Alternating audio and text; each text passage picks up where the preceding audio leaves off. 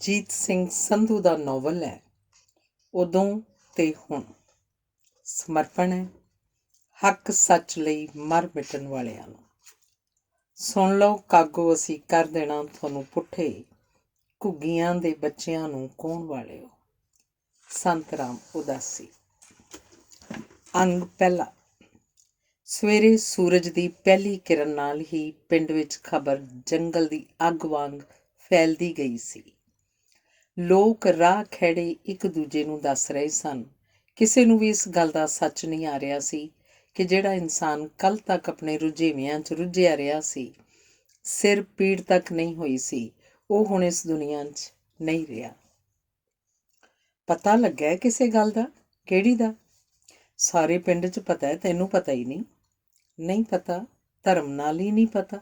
ਦੱਸ ਵੀ ਕੁਝ ਬਿਨ ਦੱਸੇ ਕਿਵੇਂ ਪਤਾ ਲੱਗੂ? ਸੁਪਨਾ ਤਾਂ ਹੁਣ ਹੋ ਰਿਹਾ। ਅੱਛਾ, ਮੈਂ ਤਾਂ ਆਖਿਆ ਪਤਾ ਹੋਣਾ ਚਰਨ ਮਰ ਗਿਆ ਰਾਤ। ਚਰਨ? ਕਿਹੜਾ ਚਰਨ? ਉਹ ਚਰਨ ਮਾਸਟਰ, ਹੋਰ ਕਿਹੜਾ ਹੈ? ਉਹਨੂੰ ਕੀ ਹੋ ਗਿਆ ਹੋਇਆ? ਉਹ ਕੱਲ ਤਾਂ ਚੰਗਾ ਭਲਾ ਸੀ, ਮੈਨੂੰ ਮਿਲਿਆ ਖੇਤਾਂ ਵੱਲੋਂ ਆਉਂਦਾ। ਹਾਰਟ ਫੇਲ ਹੋ ਗਿਆ ਕਹਿੰਦੇ ਆ, ਸੁੱਤਾ ਪਿਆ ਹੀ ਰਹਿ ਗਿਆ। ਘਰਦਿਆਂ ਨੇ ਤਾਂ ਦਿਨ ਚੜੇ ਵੇਖਿਆ ਜਾਣੀ ਸੁੱਤਾ ਹੀ ਪਿਆ ਸੀ। ਮਾੜੀ ਗੱਲ ਹੋਈ, ਬਹੁਤ ਹੀ ਮਾੜੀ। ਪਿੰਡ ਦੀ ਸ਼ਾਨ ਸੀ ਚਰਨ ਸਿਉਂ ਤਾਂ। ਪਰ ਬਾਈ ਵਾਸਾ ਕਿਸੇ ਦੀ, ਇਹ ਦੁਨੀਆ ਚੱਲਣੀ ਸਰਾਂ ਹੈ। ਬੈਠ ਕਿਹਨੇ ਰਹਿਣਾ ਹੈ? ਕੋਈ ਅੱਗੇ ਕੋਈ ਪਿੱਛੇ। ਲੋਕ ਜਿਵੇਂ ਘਰਾਂ ਚੋਂ ਬਾਹਰ ਨਿਕਲ ਰਹੇ ਸਨ। ਪਤਾ ਲੱਗਦਾ ਗਿਆ ਸੀ ਚਰਨ ਕੇ ਘਰ ਵੱਲ ਨੂੰ ਲੋਕ ਵਹੀਰਾਂ ਘੱਤ ਰਹੇ ਸਨ। ਕੋਈ ਆ ਰਿਹਾ ਸੀ, ਕੋਈ ਜਾ ਰਿਹਾ ਸੀ। ਚਰਨ ਦਾ ਸਰੀਰ ਪਿੰਡ ਦੀ ਸਾਂਝੀ ਮੁਰਦਾ ਸੰਭਾਲ ਫਰਿੱਜ 'ਚ ਰੱਖ ਦਿੱਤਾ ਗਿਆ ਸੀ। ਇਹ ਫਰਿੱਜ ਵੀ ਚਰਨ ਨੇ ਪਿੰਡ ਵਾਲਿਆਂ ਨੂੰ ਆਖ ਵੇਖ ਪਿਛਲੇ ਸਾਲ ਹੀ ਬਣਵਾਈ ਸੀ। ਕੱਟੀ ਹੋਈ ਚਿੱਟੀ ਦੁੱਧ ਵਰਗੀ ਦਾੜੀ, ਗੋਰਾ ਰੰਗ। ਚਰਨ ਫਰੀਜ਼ਰ 'ਚ ਪਿਆ ਐਂ ਲੱਗ ਰਿਹਾ ਸੀ ਜਿਵੇਂ ਉੱਠ ਕੇ ਆਖਣ ਵਾਲਾ ਹੀ ਹੋਵੇ, ਕਿਵੇਂ ਬੈਠਿਆ ਬਈ ਪਿੰਡ ਵਾਲਿਓ, ਸੌਖਾ। ਕੋਲ ਹੀ ਉਹਦੇ ਘਰੋਂ ਜਸਬੀਰ ਤੀਵੀਆਂ 'ਚ ਘਿਰੀ ਬੈਠੀ ਸੀ। ਚਰਨ ਦੀ ਨੂੰਹ ਗੇਜੋ ਹੁਬਕੀਆਂ ਰੋ ਰਹੀ ਸੀ। ਸੰਸਕਾਰ ਕਦੋਂ ਹੋਊ? ਪਿਛਲਾ ਪੈਰ ਤਾਂ ਹੋ ਹੀ ਜਾਣਾ ਹੈ। ਕੋਈ ਝੱਟ ਬੈਠ ਜਾਂਦਾ, ਕੋਈ ਓਨੀ ਪੈਰੀ ਮੁੜ ਆਉਂਦਾ। ਧਰਮਸ਼ਾਲਾ ਦੇ ਅਗਲੇ ਪਾਸੇ ਚੁਗਾੜ 'ਚ ਪਿੱਪਲਾਂ ਹੇਠ ਵੀ ਕਾਫੀ ਇਕੱਠ ਸੀ। ਸੱਥ ਕਰਕੇ ਇੱਥੇ ਤਾਂ ਲੋਕ ਹਰ ਵੇਲੇ ਹੀ ਬੈਠੇ ਰਹਿੰਦੇ ਸਨ। ਪਰ ਅੱਜ ਚਰਨ ਕੇ ਘਰ ਨੂੰ ਆਉਂਦੇ ਜਾਂਦੇ ਲੋਕ ਵੀ ਖੜ ਰਹੇ ਸਨ। ਬੰਦਾ ਕਿੰਨਾ ਵੀ ਸਖਤ ਦਿਲ ਹੋਵੇ, ਪਰ ਔਲਾਦ ਮਾੜੀ ਨਿਕਲ ਜਾਣ ਦਾ ਸਦਮਾ ਢੂਈਆਂ ਨਵਾ ਹੀ ਦਿੰਦਾ। ਆਪਣੇ ਪੋਤਰੇ ਵਿੱਕੀ ਦੇ ਲੱਛਣ ਵੇਖ ਉਹ ਅੰਦਰੇ ਅੰਦਰ ਖੁਰਿਆ ਪਿਆ ਸੀ। ਜਿਹੜੀ ਗੱਲ ਆ, ਗੱਲਾਂ ਚੱਲ ਪਈਆਂ। ਖੁਰਨਾ ਹੀ ਸੀ। ਇਸ ਚਿੱਟੇ ਨੇ ਤਾਂ ਘਰਾਂ ਦੇ ਘਰ ਬਰਬਾਦ ਕਰਤੇ। ਚਰਨ ਪਿੰਡ ਦੀ ਧਿਰ ਸੀ, ਹਰ ਇੱਕ ਦੇ ਦੁੱਖ ਸੁੱਖ ਦੇ ਸਾਂਝੀ ਦੋਵੇਂ ਜੀ। ਪੋਤੇ ਨੇ ਉੱਠ ਕੇ ਅਗਲੀ ਪਿਛਲੀ ਸਾਰੀ ਖੇਚ ਪਾਤੀ। ਕੁਛ ਦਿਨ ਹੋਏ ਦੱਸਦੇ ਆ, ਬਲਧੀਰੇ ਬਿਜਲੀ ਵਾਲੇ ਦਾ ਮੋਟਰਸਾਈਕਲ ਚੱਕ ਵੇਚ ਆਇਆ। ਉਹ ਚਰਨ ਦੇ ਮੂੰਹ ਨੂੰ ਦੜ ਵੱਟ ਗਿਆ ਵਿਚਾਰਾ। ਹੁਣ ਕਈ ਦਿਨਾਂ ਤੋਂ ਟੈਂਪੂ ਤੇ ਡਿਊਟੀ ਕਰਨ ਆਉਂਦਾ ਆਪਦੇ ਪਿੰਡੋਂ। ਭਰ ਦਿੱਤੇ ਆ ਚਰਨ ਨੇ ਪੈਸੇ। ਉਹ ਤਾਂ ਲੈਂਦਾ ਨਹੀਂ ਸੀ, ਪਰ ਚਰਨ ਨੇ ਧੱਕੇ ਨਾਲ ਜੇਬ 'ਚ ਪਾਤੇ। ਕਹਿੰਦਾ, ਕਾਕਾ ਤੇਰਾ ਕੀ ਕਸੂਰ ਆ, ਤੂੰ ਐਵੇਂ ਦੰਡ ਭੁਗਤੇ। ਕੋਈ ਨਾ ਕੋਈ ਉਲਾਂਭਾ ਖੜਾ ਹੀ ਹੁੰਦਾ ਇਸ ਛੋਰ ਦਾ। ਇੰਨਾ ਖਰਚਾ ਹੁਣ ਘਰੋਂ ਤਾਂ ਪੂਰਾ ਹੋ ਨਹੀਂ ਸਕਦਾ। ਜਾਂ ਡਾਕਾ ਮਾਰੂ ਜਾਂ ਚੋਰੀ ਕਰੂ। ਇਹੋ ਜਿਹੇ ਨਸ਼ੇ ਕਰਨ ਵਾਲਾ ਹੁਣ ਬਚਦਾ ਨਹੀਂ। ਇਹ ਮੁੰਡਾ, ਮੌਤ ਆ ਗਈ ਇਹਦੀ। ਰਾਣਾ ਵੀ ਇਹਦਾ ਪਿਓ ਭੰਗ ਦੇ ਪਹਾੜੇ ਹੀ ਗਿਆ ਸੀ ਕਿ ਨਹੀਂ? ਅਸਲ 'ਚ ਪੰਜਾਬ ਦੇ ਮਾੜੇ ਹਾਲਾਤ ਹੀ ਰਾਣੇ ਦੀ ਮੌਤ ਦੇ ਜ਼ਿੰਮੇਵਾਰ ਸੀ। ਤੇ ਵਿੱਕੀ ਵਰਗਿਆਂ ਦਾ ਨਸ਼ਿਆਂ ਦੀ ਲੱਤ ਤੇ ਲੱਗ ਜਾਣਾ ਵੀ ਉਸੇ ਕੜੀ ਦਾ ਹਿੱਸਾ ਹੈ। ਦੋਸ਼ ਸਾਰਾ ਸਿਸਟਮ ਦਾ ਹੈ। ਦੇਸ਼ ਆਜ਼ਾਦ ਤਾਂ ਕਰਵਾ ਲਿਆ, ਪਰ ਅਸੀਂ ਸਿਸਟਮ ਨਹੀਂ ਬਦਲ ਸਕੇ, ਰੁਜ਼ਗਾਰ ਨਹੀਂ ਪੈਦਾ ਕਰ ਸਕੇ ਅਸੀਂ। ਇੱਕ ਜਣਾ ਬੋਲ ਰਿਹਾ ਸੀ। ਚਰਨ ਨੂੰ ਵੀ ਕਤਲ ਦਾ ਪਾਪ ਹੀ ਮਾਰ ਗਿਆ। ਅਕਸਰ ਕਤਲ ਤਾਂ ਚਰਨ ਤੋਂ ਵੀ ਹੋਇਆ ਹੀ ਸੀ। ਟੁੰਡਾ ਬੁੜਾ ਬੋਲਿਆ। ਆਪਣੇ ਪਿਓ ਨਾਜਰ ਖੋਜੀ ਵਾਂਗ ਉਹ ਵੀ ਘਰੋੜ ਕੇ ਹੀ ਗੱਲ ਕਰਦਾ ਸੀ। ਉਹਨੇ ਕਹਾਣੀ ਜਿਵੇਂ ਹੋਰ ਲਾਈਨ ਤੇ ਪਾਤੀ। ਕਿਹੜੇ ਕਤਲ ਦੀ ਗੱਲ ਕਰਦਾ ਤੂੰ? ਸੋਹਣ ਵਾਲੇ ਕਤਲ ਦੀ ਨਾ। ਉਹ ਕਤਲ ਨਹੀਂ ਸੀ, ਪੁੰਨ ਦਾ ਕੰਮ ਸੀ, ਪੁੰਨ ਦਾ। ਪਿੰਡ ਮਗਰੋਂ ਦੱਦ ਲਾਉਣ ਵਾਲਾ ਚਰਨ ਹੀ ਸੀ। ਇਹੋ ਜਿਹੇ ਕਤਲਾਂ ਦੇ ਪਾਪ ਨਹੀਂ ਲੱਗਿਆ ਕਰਦੇ। ਸੋਹਣ ਉਹਨਾਂ ਵੇਲਿਆਂ 'ਚ ਸਾਰੇ ਪਿੰਡ ਨੂੰ ਟਿੰਡੇ ਵਾਲੇ ਬੀਅ ਤੇ ਚੜਾਈ ਫਿਰਦਾ ਸੀ। ਨਾ ਹੀ ਇਹ ਗੱਲ ਤੂੰ ਭੁੱਲਿਆ, ਨਾ ਹੀ ਤੇਰਾ ਪਿਓ ਭੁੱਲਿਆ ਸੀ। ਦਲੀਪ ਨੂੰ ਆਪਣਾ ਮੂੰਹ ਖੋਲ੍ਹਣਾ ਪਿਆ। ਪਿਓ ਤੱਕ ਨਾ ਪੜ ਦਲੀਪ ਸਿਆ। ਟੁੰਡਾ ਚਿੜ ਗਿਆ ਤੇ ਫਿਰ ਚੁੱਪ ਕਰਕੇ ਬੈਠਾ ਰਹਿ। ਪਾਪ ਪੁੰਨ ਦੀਆਂ ਗੱਲਾਂ ਕਰਨ ਲੱਗ ਪਿਆ। ਭੁੱਲ ਨਹੀਂ, ਕਿਸੇ ਤੋਂ ਬਥੇਰੀਆਂ ਬੂਟੀਆਂ ਲਾਈਆਂ ਤੇਰੀਆਂ। ਲੋਕਾਂ ਦੇ ਜਵਾਕ ਨਸ਼ੇ ਤੇ ਲਾਉਂਦਾ ਲਾਉਂਦਾ ਆਪਣੇ ਘਰ ਨੂੰ ਵੀ ਸੇਕ ਦੇ ਗਿਆ। ਸਾਰੇ ਜਾਣਦੇ ਆ, ਗੱਲਾਂ ਕਰਦੇ। ਦਲੀਪ ਤਾਂ ਖਾ ਗਿਆ, ਤਾਂ ਟੁੰਡਾ ਸੈਂ ਹੋ ਗਿਆ। ਤਾਂ ਇੱਕ ਜਣਾ ਹੋਰ ਬੋਲਿਆ, ਲਾਲ ਆਪ ਕਿਹੜਾ ਚੰਗਾ ਸੀ, ਚਰਨ ਦੀ ਮਾਂ ਬੇਵਜ੍ਹਾ ਹੀ ਮਾਰਤੀ ਸੀ ਕੰਜਰ ਨੇ। ਉਹ ਪਾਪ ਵੀ ਇਸ ਘਰ ਅੱਗੇ ਆਏ ਹੀ ਨਾ। ਅਗਲਾ ਕਹਿੰਦਾ, ਤੇਰੀ ਔਲਾਦ ਅੱਗੇ ਆਉਣ ਕਿ ਨਹੀਂ? ਜਿਨ੍ਹਾਂ ਨੇ ਕੀਤੀਆਂ ਉਹ ਫਲ ਭੋਗ ਗਏ ਸੀ, ਲਾਦ ਅੱਗੇ ਐਵੇਂ ਆਉਣ। ਚਰਨ ਤੇ ਜਸਵੀਰ ਕੁਰ ਦੀ ਆਪਾਂ ਸਾਰਾ ਪਿੰਡ ਇੱਜ਼ਤ ਕਰਦੇ ਹਾਂ। ਇਹ ਤਾਂ ਹੁਣ ਸਾਲੀ ਵਿੱਕੀ ਨੇ ਉੱਠ ਕੇ ਸਿਰ 'ਚ ਖੇਪ ਪਾਤੀ। ਇੱਕ ਜਣਾ ਹੋਰ ਬੋਲਿਆ, ਗੱਲ ਮੁੜ ਘਿੜ ਕੇ ਭਾਈ ਸਰਕਾਰਾਂ 'ਤੇ ਆਉਂਦੀ ਆ। ਜੇ ਸਰਕਾਰ ਚਾਹਵੇ ਆ ਚਿੱਟੇ ਚੁੱਟੇ ਬੰਦ ਕਰਨੇ 1 ਘੰਟੇ ਦਾ ਕੰਮ ਆ, 1 ਘੰਟੇ ਦਾ। ਪਰ ਸਰਕਾਰਾਂ ਤਾਂ ਚਾਹੁੰਦੀਆਂ ਜਿੰਨੇ ਲੋਕ ਨਸ਼ਿਆਂ 'ਚ ਗਰਕ ਹੋਣਗੇ ਓਨਾ ਹੀ ਉਹਨਾਂ 'ਤੇ ਰਾਜ ਕਰਨਾ ਸੌਖਾ ਹੋਊ, ਦਲੀਪ ਨੇ ਦੱਸਿਆ। ਬਾਬਾ ਦਲੀਪ ਸਿਆਂ ਦੱਸਦੇ ਆ, ਜਦੋਂ ਸੌਣ ਮਾਰਿਆ ਸੀ ਚਰਨ ਨੇ ਘਰ ਨੂੰ ਅੱਗ ਲਾ ਕੇ ਲਾਸ਼ ਵੀ ਸਾੜਤੀ ਸੀ। ਕਹਿੰਦੇ ਆ ਉਦੋਂ ਉਹਨਾਂ ਦੀ ਭੂਆ ਕਰਮੋਂ ਦਾ ਦਿਮਾਗ ਹਿੱਲ ਗਿਆ ਸੀ ਕਿ ਲੋਕ ਝੂਠ ਮਾਰਦੇ ਆ।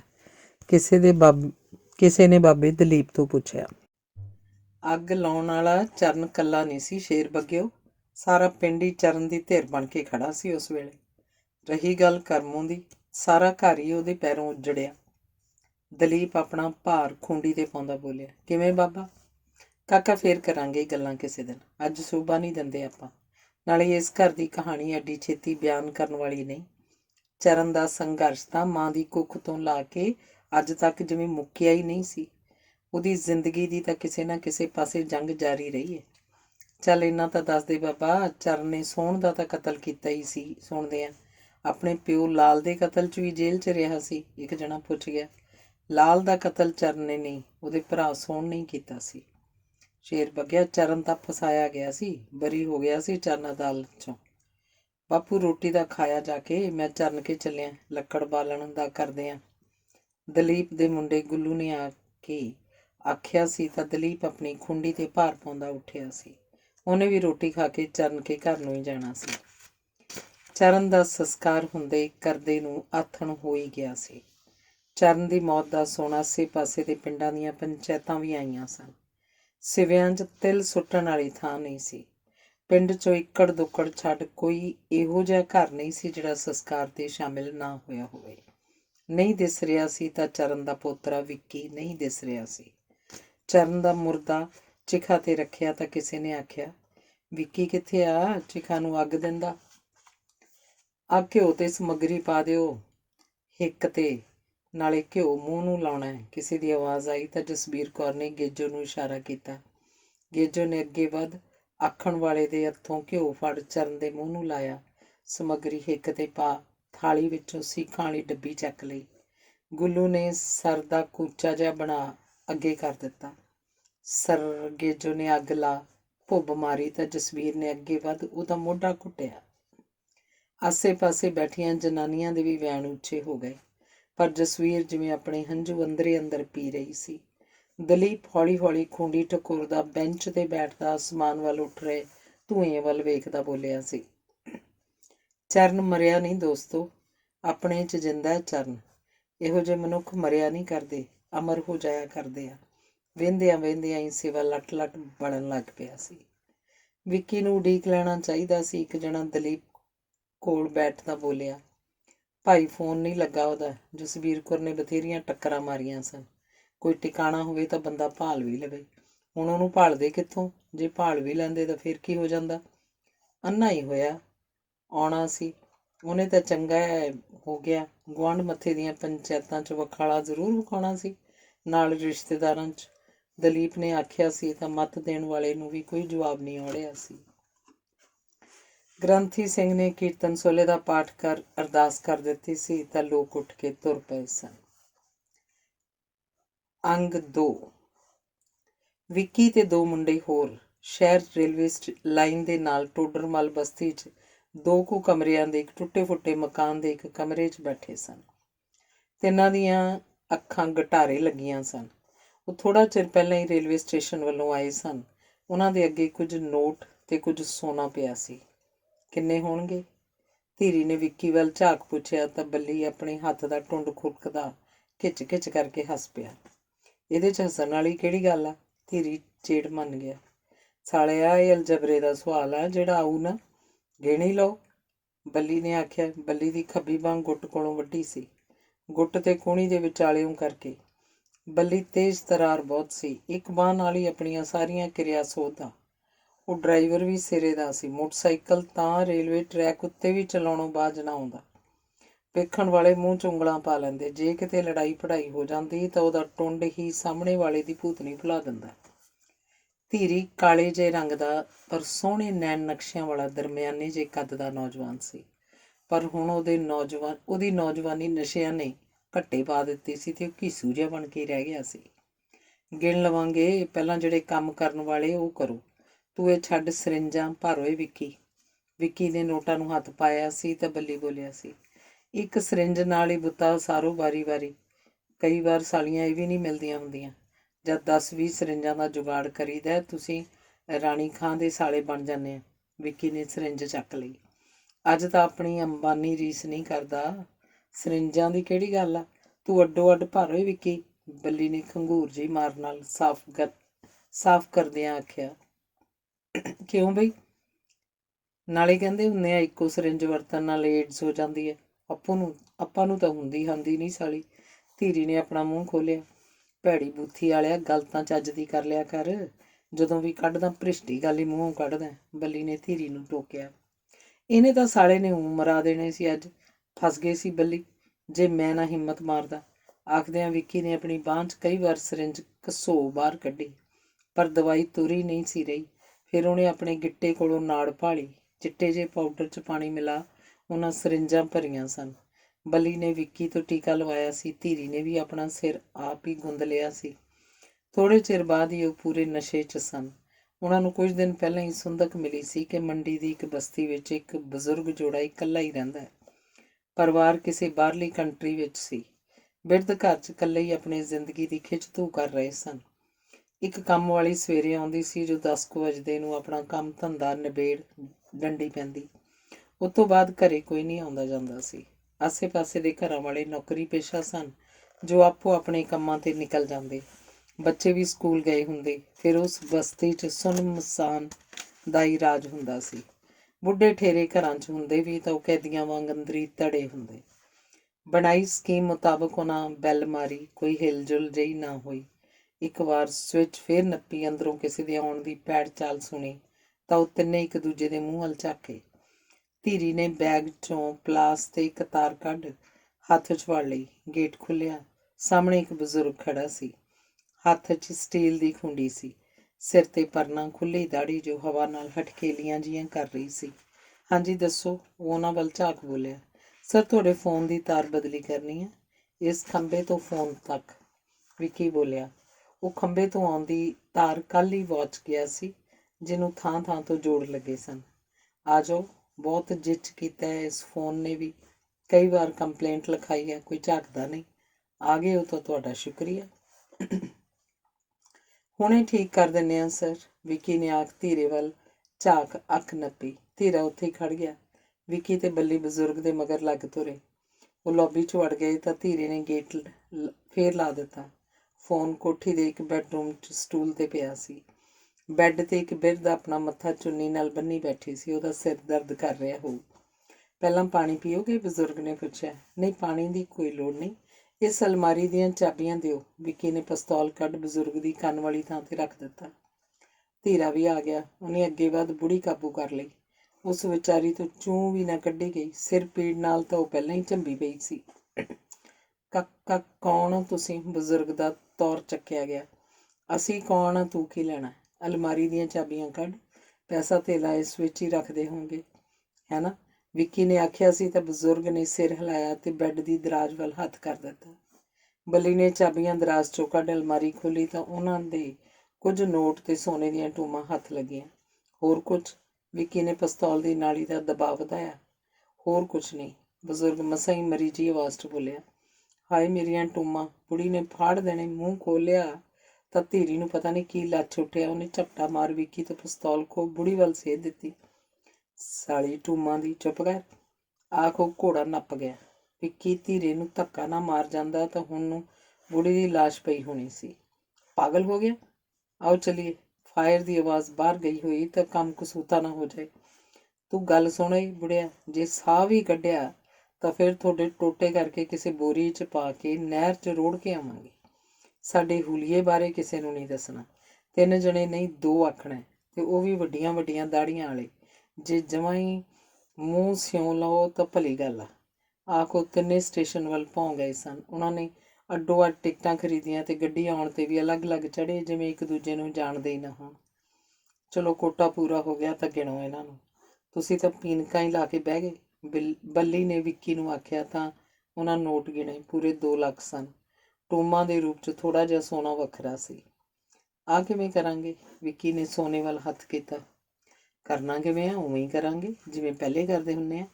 ਨੰਜੂ ਸੁਨਿਆਰੇ ਨੂੰ ਦੇਵਾਂਗੇ, ਇਹਦੇ ਵੱਟੇ ਪੈਸਿਆਂ ਨਾਲ ਉਧਾਰ ਚੁੱਕਤਾ ਹੋ ਜਾਊ।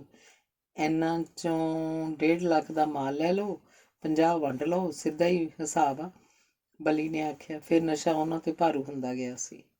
ਜਿਸ ਦਿਨ ਵਿੱਕੀ ਘਰੇ ਵੜਿਆ ਸੀ, ਚਰਨ ਦੇ ਫੁੱਲ ਚੁਗੇ ਜਾ ਚੁੱਕੇ ਸਨ।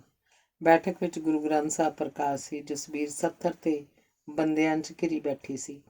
ਕੁਝ ਔਰਤਾਂ ਅਲੱਗ ਗੇਜੋ ਕੋਲ ਬੈਠੀਆਂ ਸਨ। ਅੱਜ ਸਵੇਰੇ ਵਿੱਕੀ ਨੇ ਆਪਣੀ ਮਾਂ ਗੇਜੋ ਦਾ ਫੋਨ ਚੁੱਕਿਆ ਸੀ।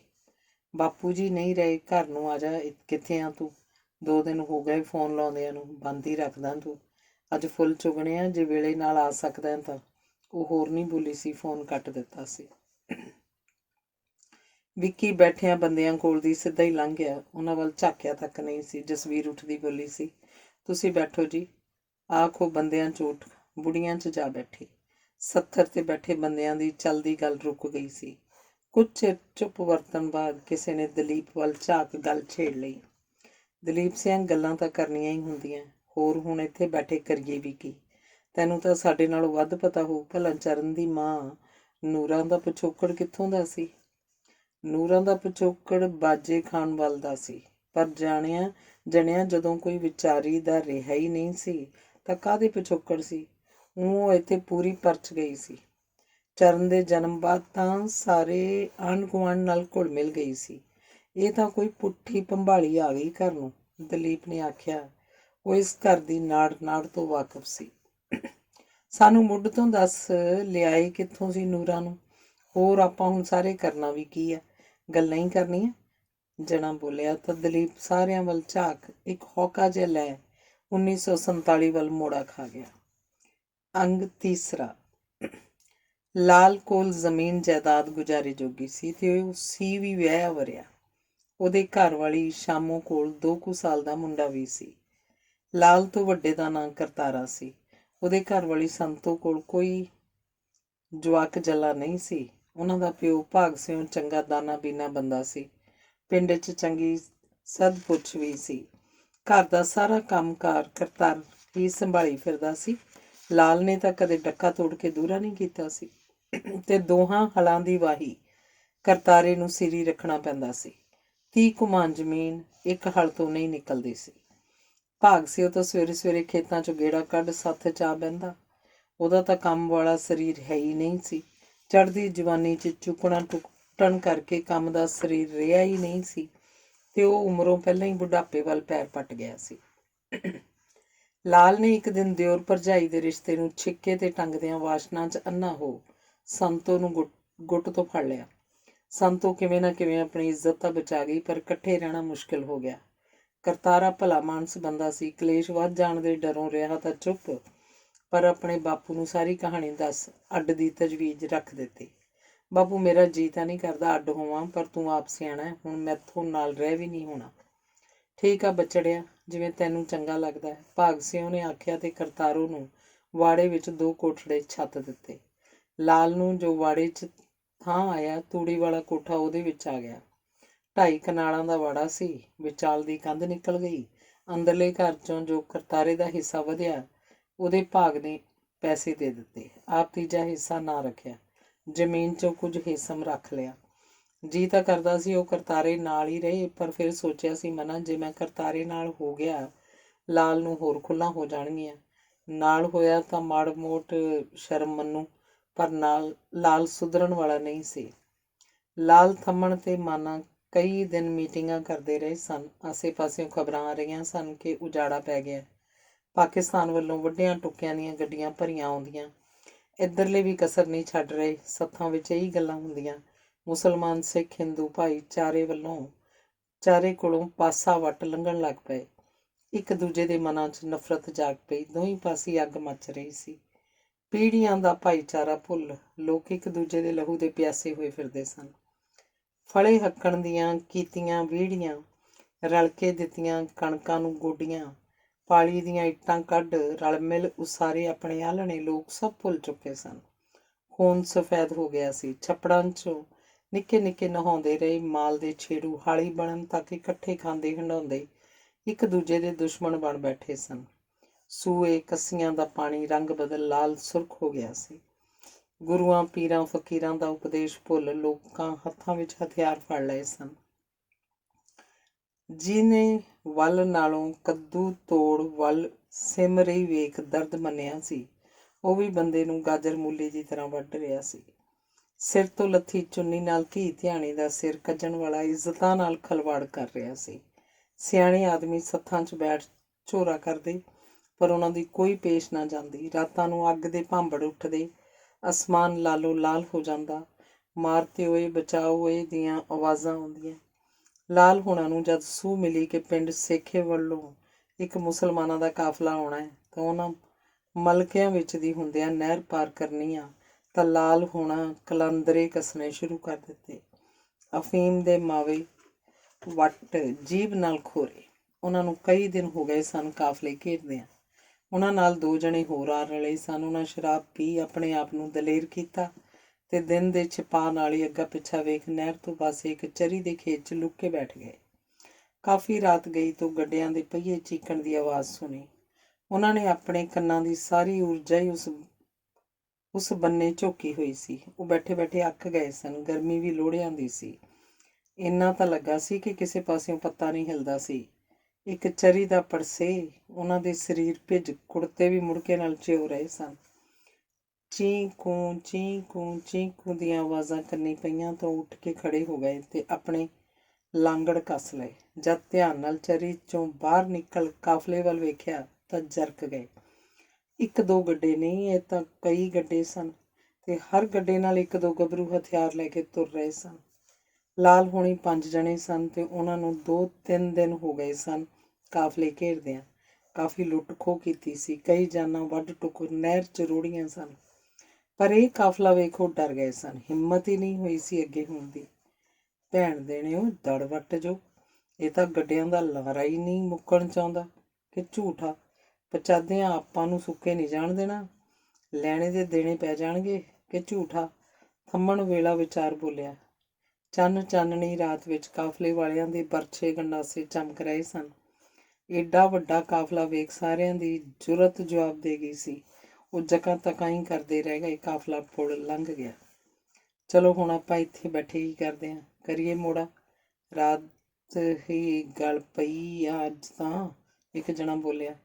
ਚਲੋ ਇੱਥੋਂ ਨਹਿਰ ਦੀ ਪਟੜੀ ਪੈ ਜਾਈਏ, 5 ਗਰਾਈਆਂ ਤੋਂ ਘਣੀਏ ਵਾਲਾ ਨੂੰ ਹੋ ਜਾਵਾਂਗੇ। ਚਲੋ। ਲਾਲ ਨੇ ਪਹਿਲਾ ਕਦਮ ਚੁੱਕਿਆ ਹੀ ਸੀ ਜਦੋਂ ਉਹਨਾਂ ਨੂੰ ਇੱਕ ਗੱਡਾ ਆਉਂਦਾ ਦਿਸਿਆ ਤੇ ਮਰੇੜੇ ਬਲਦ ਗੱਡਾ ਮਸਾਂ ਹੀ ਖਿੱਚ ਰਹੇ ਸਨ। ਉਹਨਾਂ ਦਾ ਆਪਣੇ ਕਾਫਲੇ ਵਾਲਿਆਂ ਤੋਂ ਪਿੱਛੇ ਰਹਿਣਾ ਬਲਦਾਂ ਦਾ ਮੱਠੇ ਹੋਣਾ ਹੀ ਸੀ। ਇੱਕ ਜਣਾ ਗੱਡੇ ਦੇ ਪੱਟ ਤੇ ਬੈਠਾ ਬਲਦ ਹਿੱਕ ਰਿਹਾ ਸੀ ਤੇ ਇੱਕ ਜਣਾ ਗੱਡੇ ਦੇ ਬਰਾਬਰ ਤੁਰਿਆ ਜਾਂਦਾ ਸੀ। ਗੱਡੇ ਉੱਤੇ ਇੱਕ ਬਜ਼ੁਰਗ ਜੋੜਾ ਤੇ ਇੱਕ ਮੁਟਿਆਰ ਬੈਠੇ ਸੀ। ਆ ਜਾਓ ਓਏ, ਸੁਣ ਲਈ ਆਪਣੀ ਰੱਬ ਨੇ, ਬਣ ਗਿਆ ਕੰਮ, ਪੈ ਜਾਓ ਕੋਡੀ ਕਰਕੇ।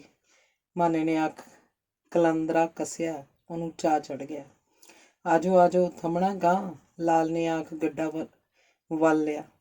ਥੰਮਣ ਨੇ ਵੀ ਅੱਗੇ ਹੋ ਕੇ ਗੱਡੇ ਦੇ ਪਾਟੀ ਵੱਲ ਆਪਣੀ ਬੰਦੂਕ ਸਿੱਧੀ ਕੀਤੀ। ਮਾਨੇ ਨੇ ਬਰਛੇ ਵਾਲੇ ਤੋਂ ਬਰਛਾ ਖੋਹ ਲਿਆ। ਉਹ ਤਾਂ ਵਿਚਾਰੇ ਅਚਾਨਕ ਹੋਏ ਹਮਲੇ ਨਾਲ ਊਂ ਘਬਰਾ ਗਏ ਸਨ। ਬਜ਼ੁਰਗ ਜੋੜਾ ਤੇ ਕੁੜੀ ਡਰ ਨਾਲ ਕੰਬਣ ਲੱਗ ਪਏ ਸਨ। ਐਵੇਂ ਫੋਕਟ 'ਚ ਹੀ ਨਾ ਮਾਰੇ ਜਾਇਆ ਜੇ ਓਏ ਮੁਸਲਿਓ।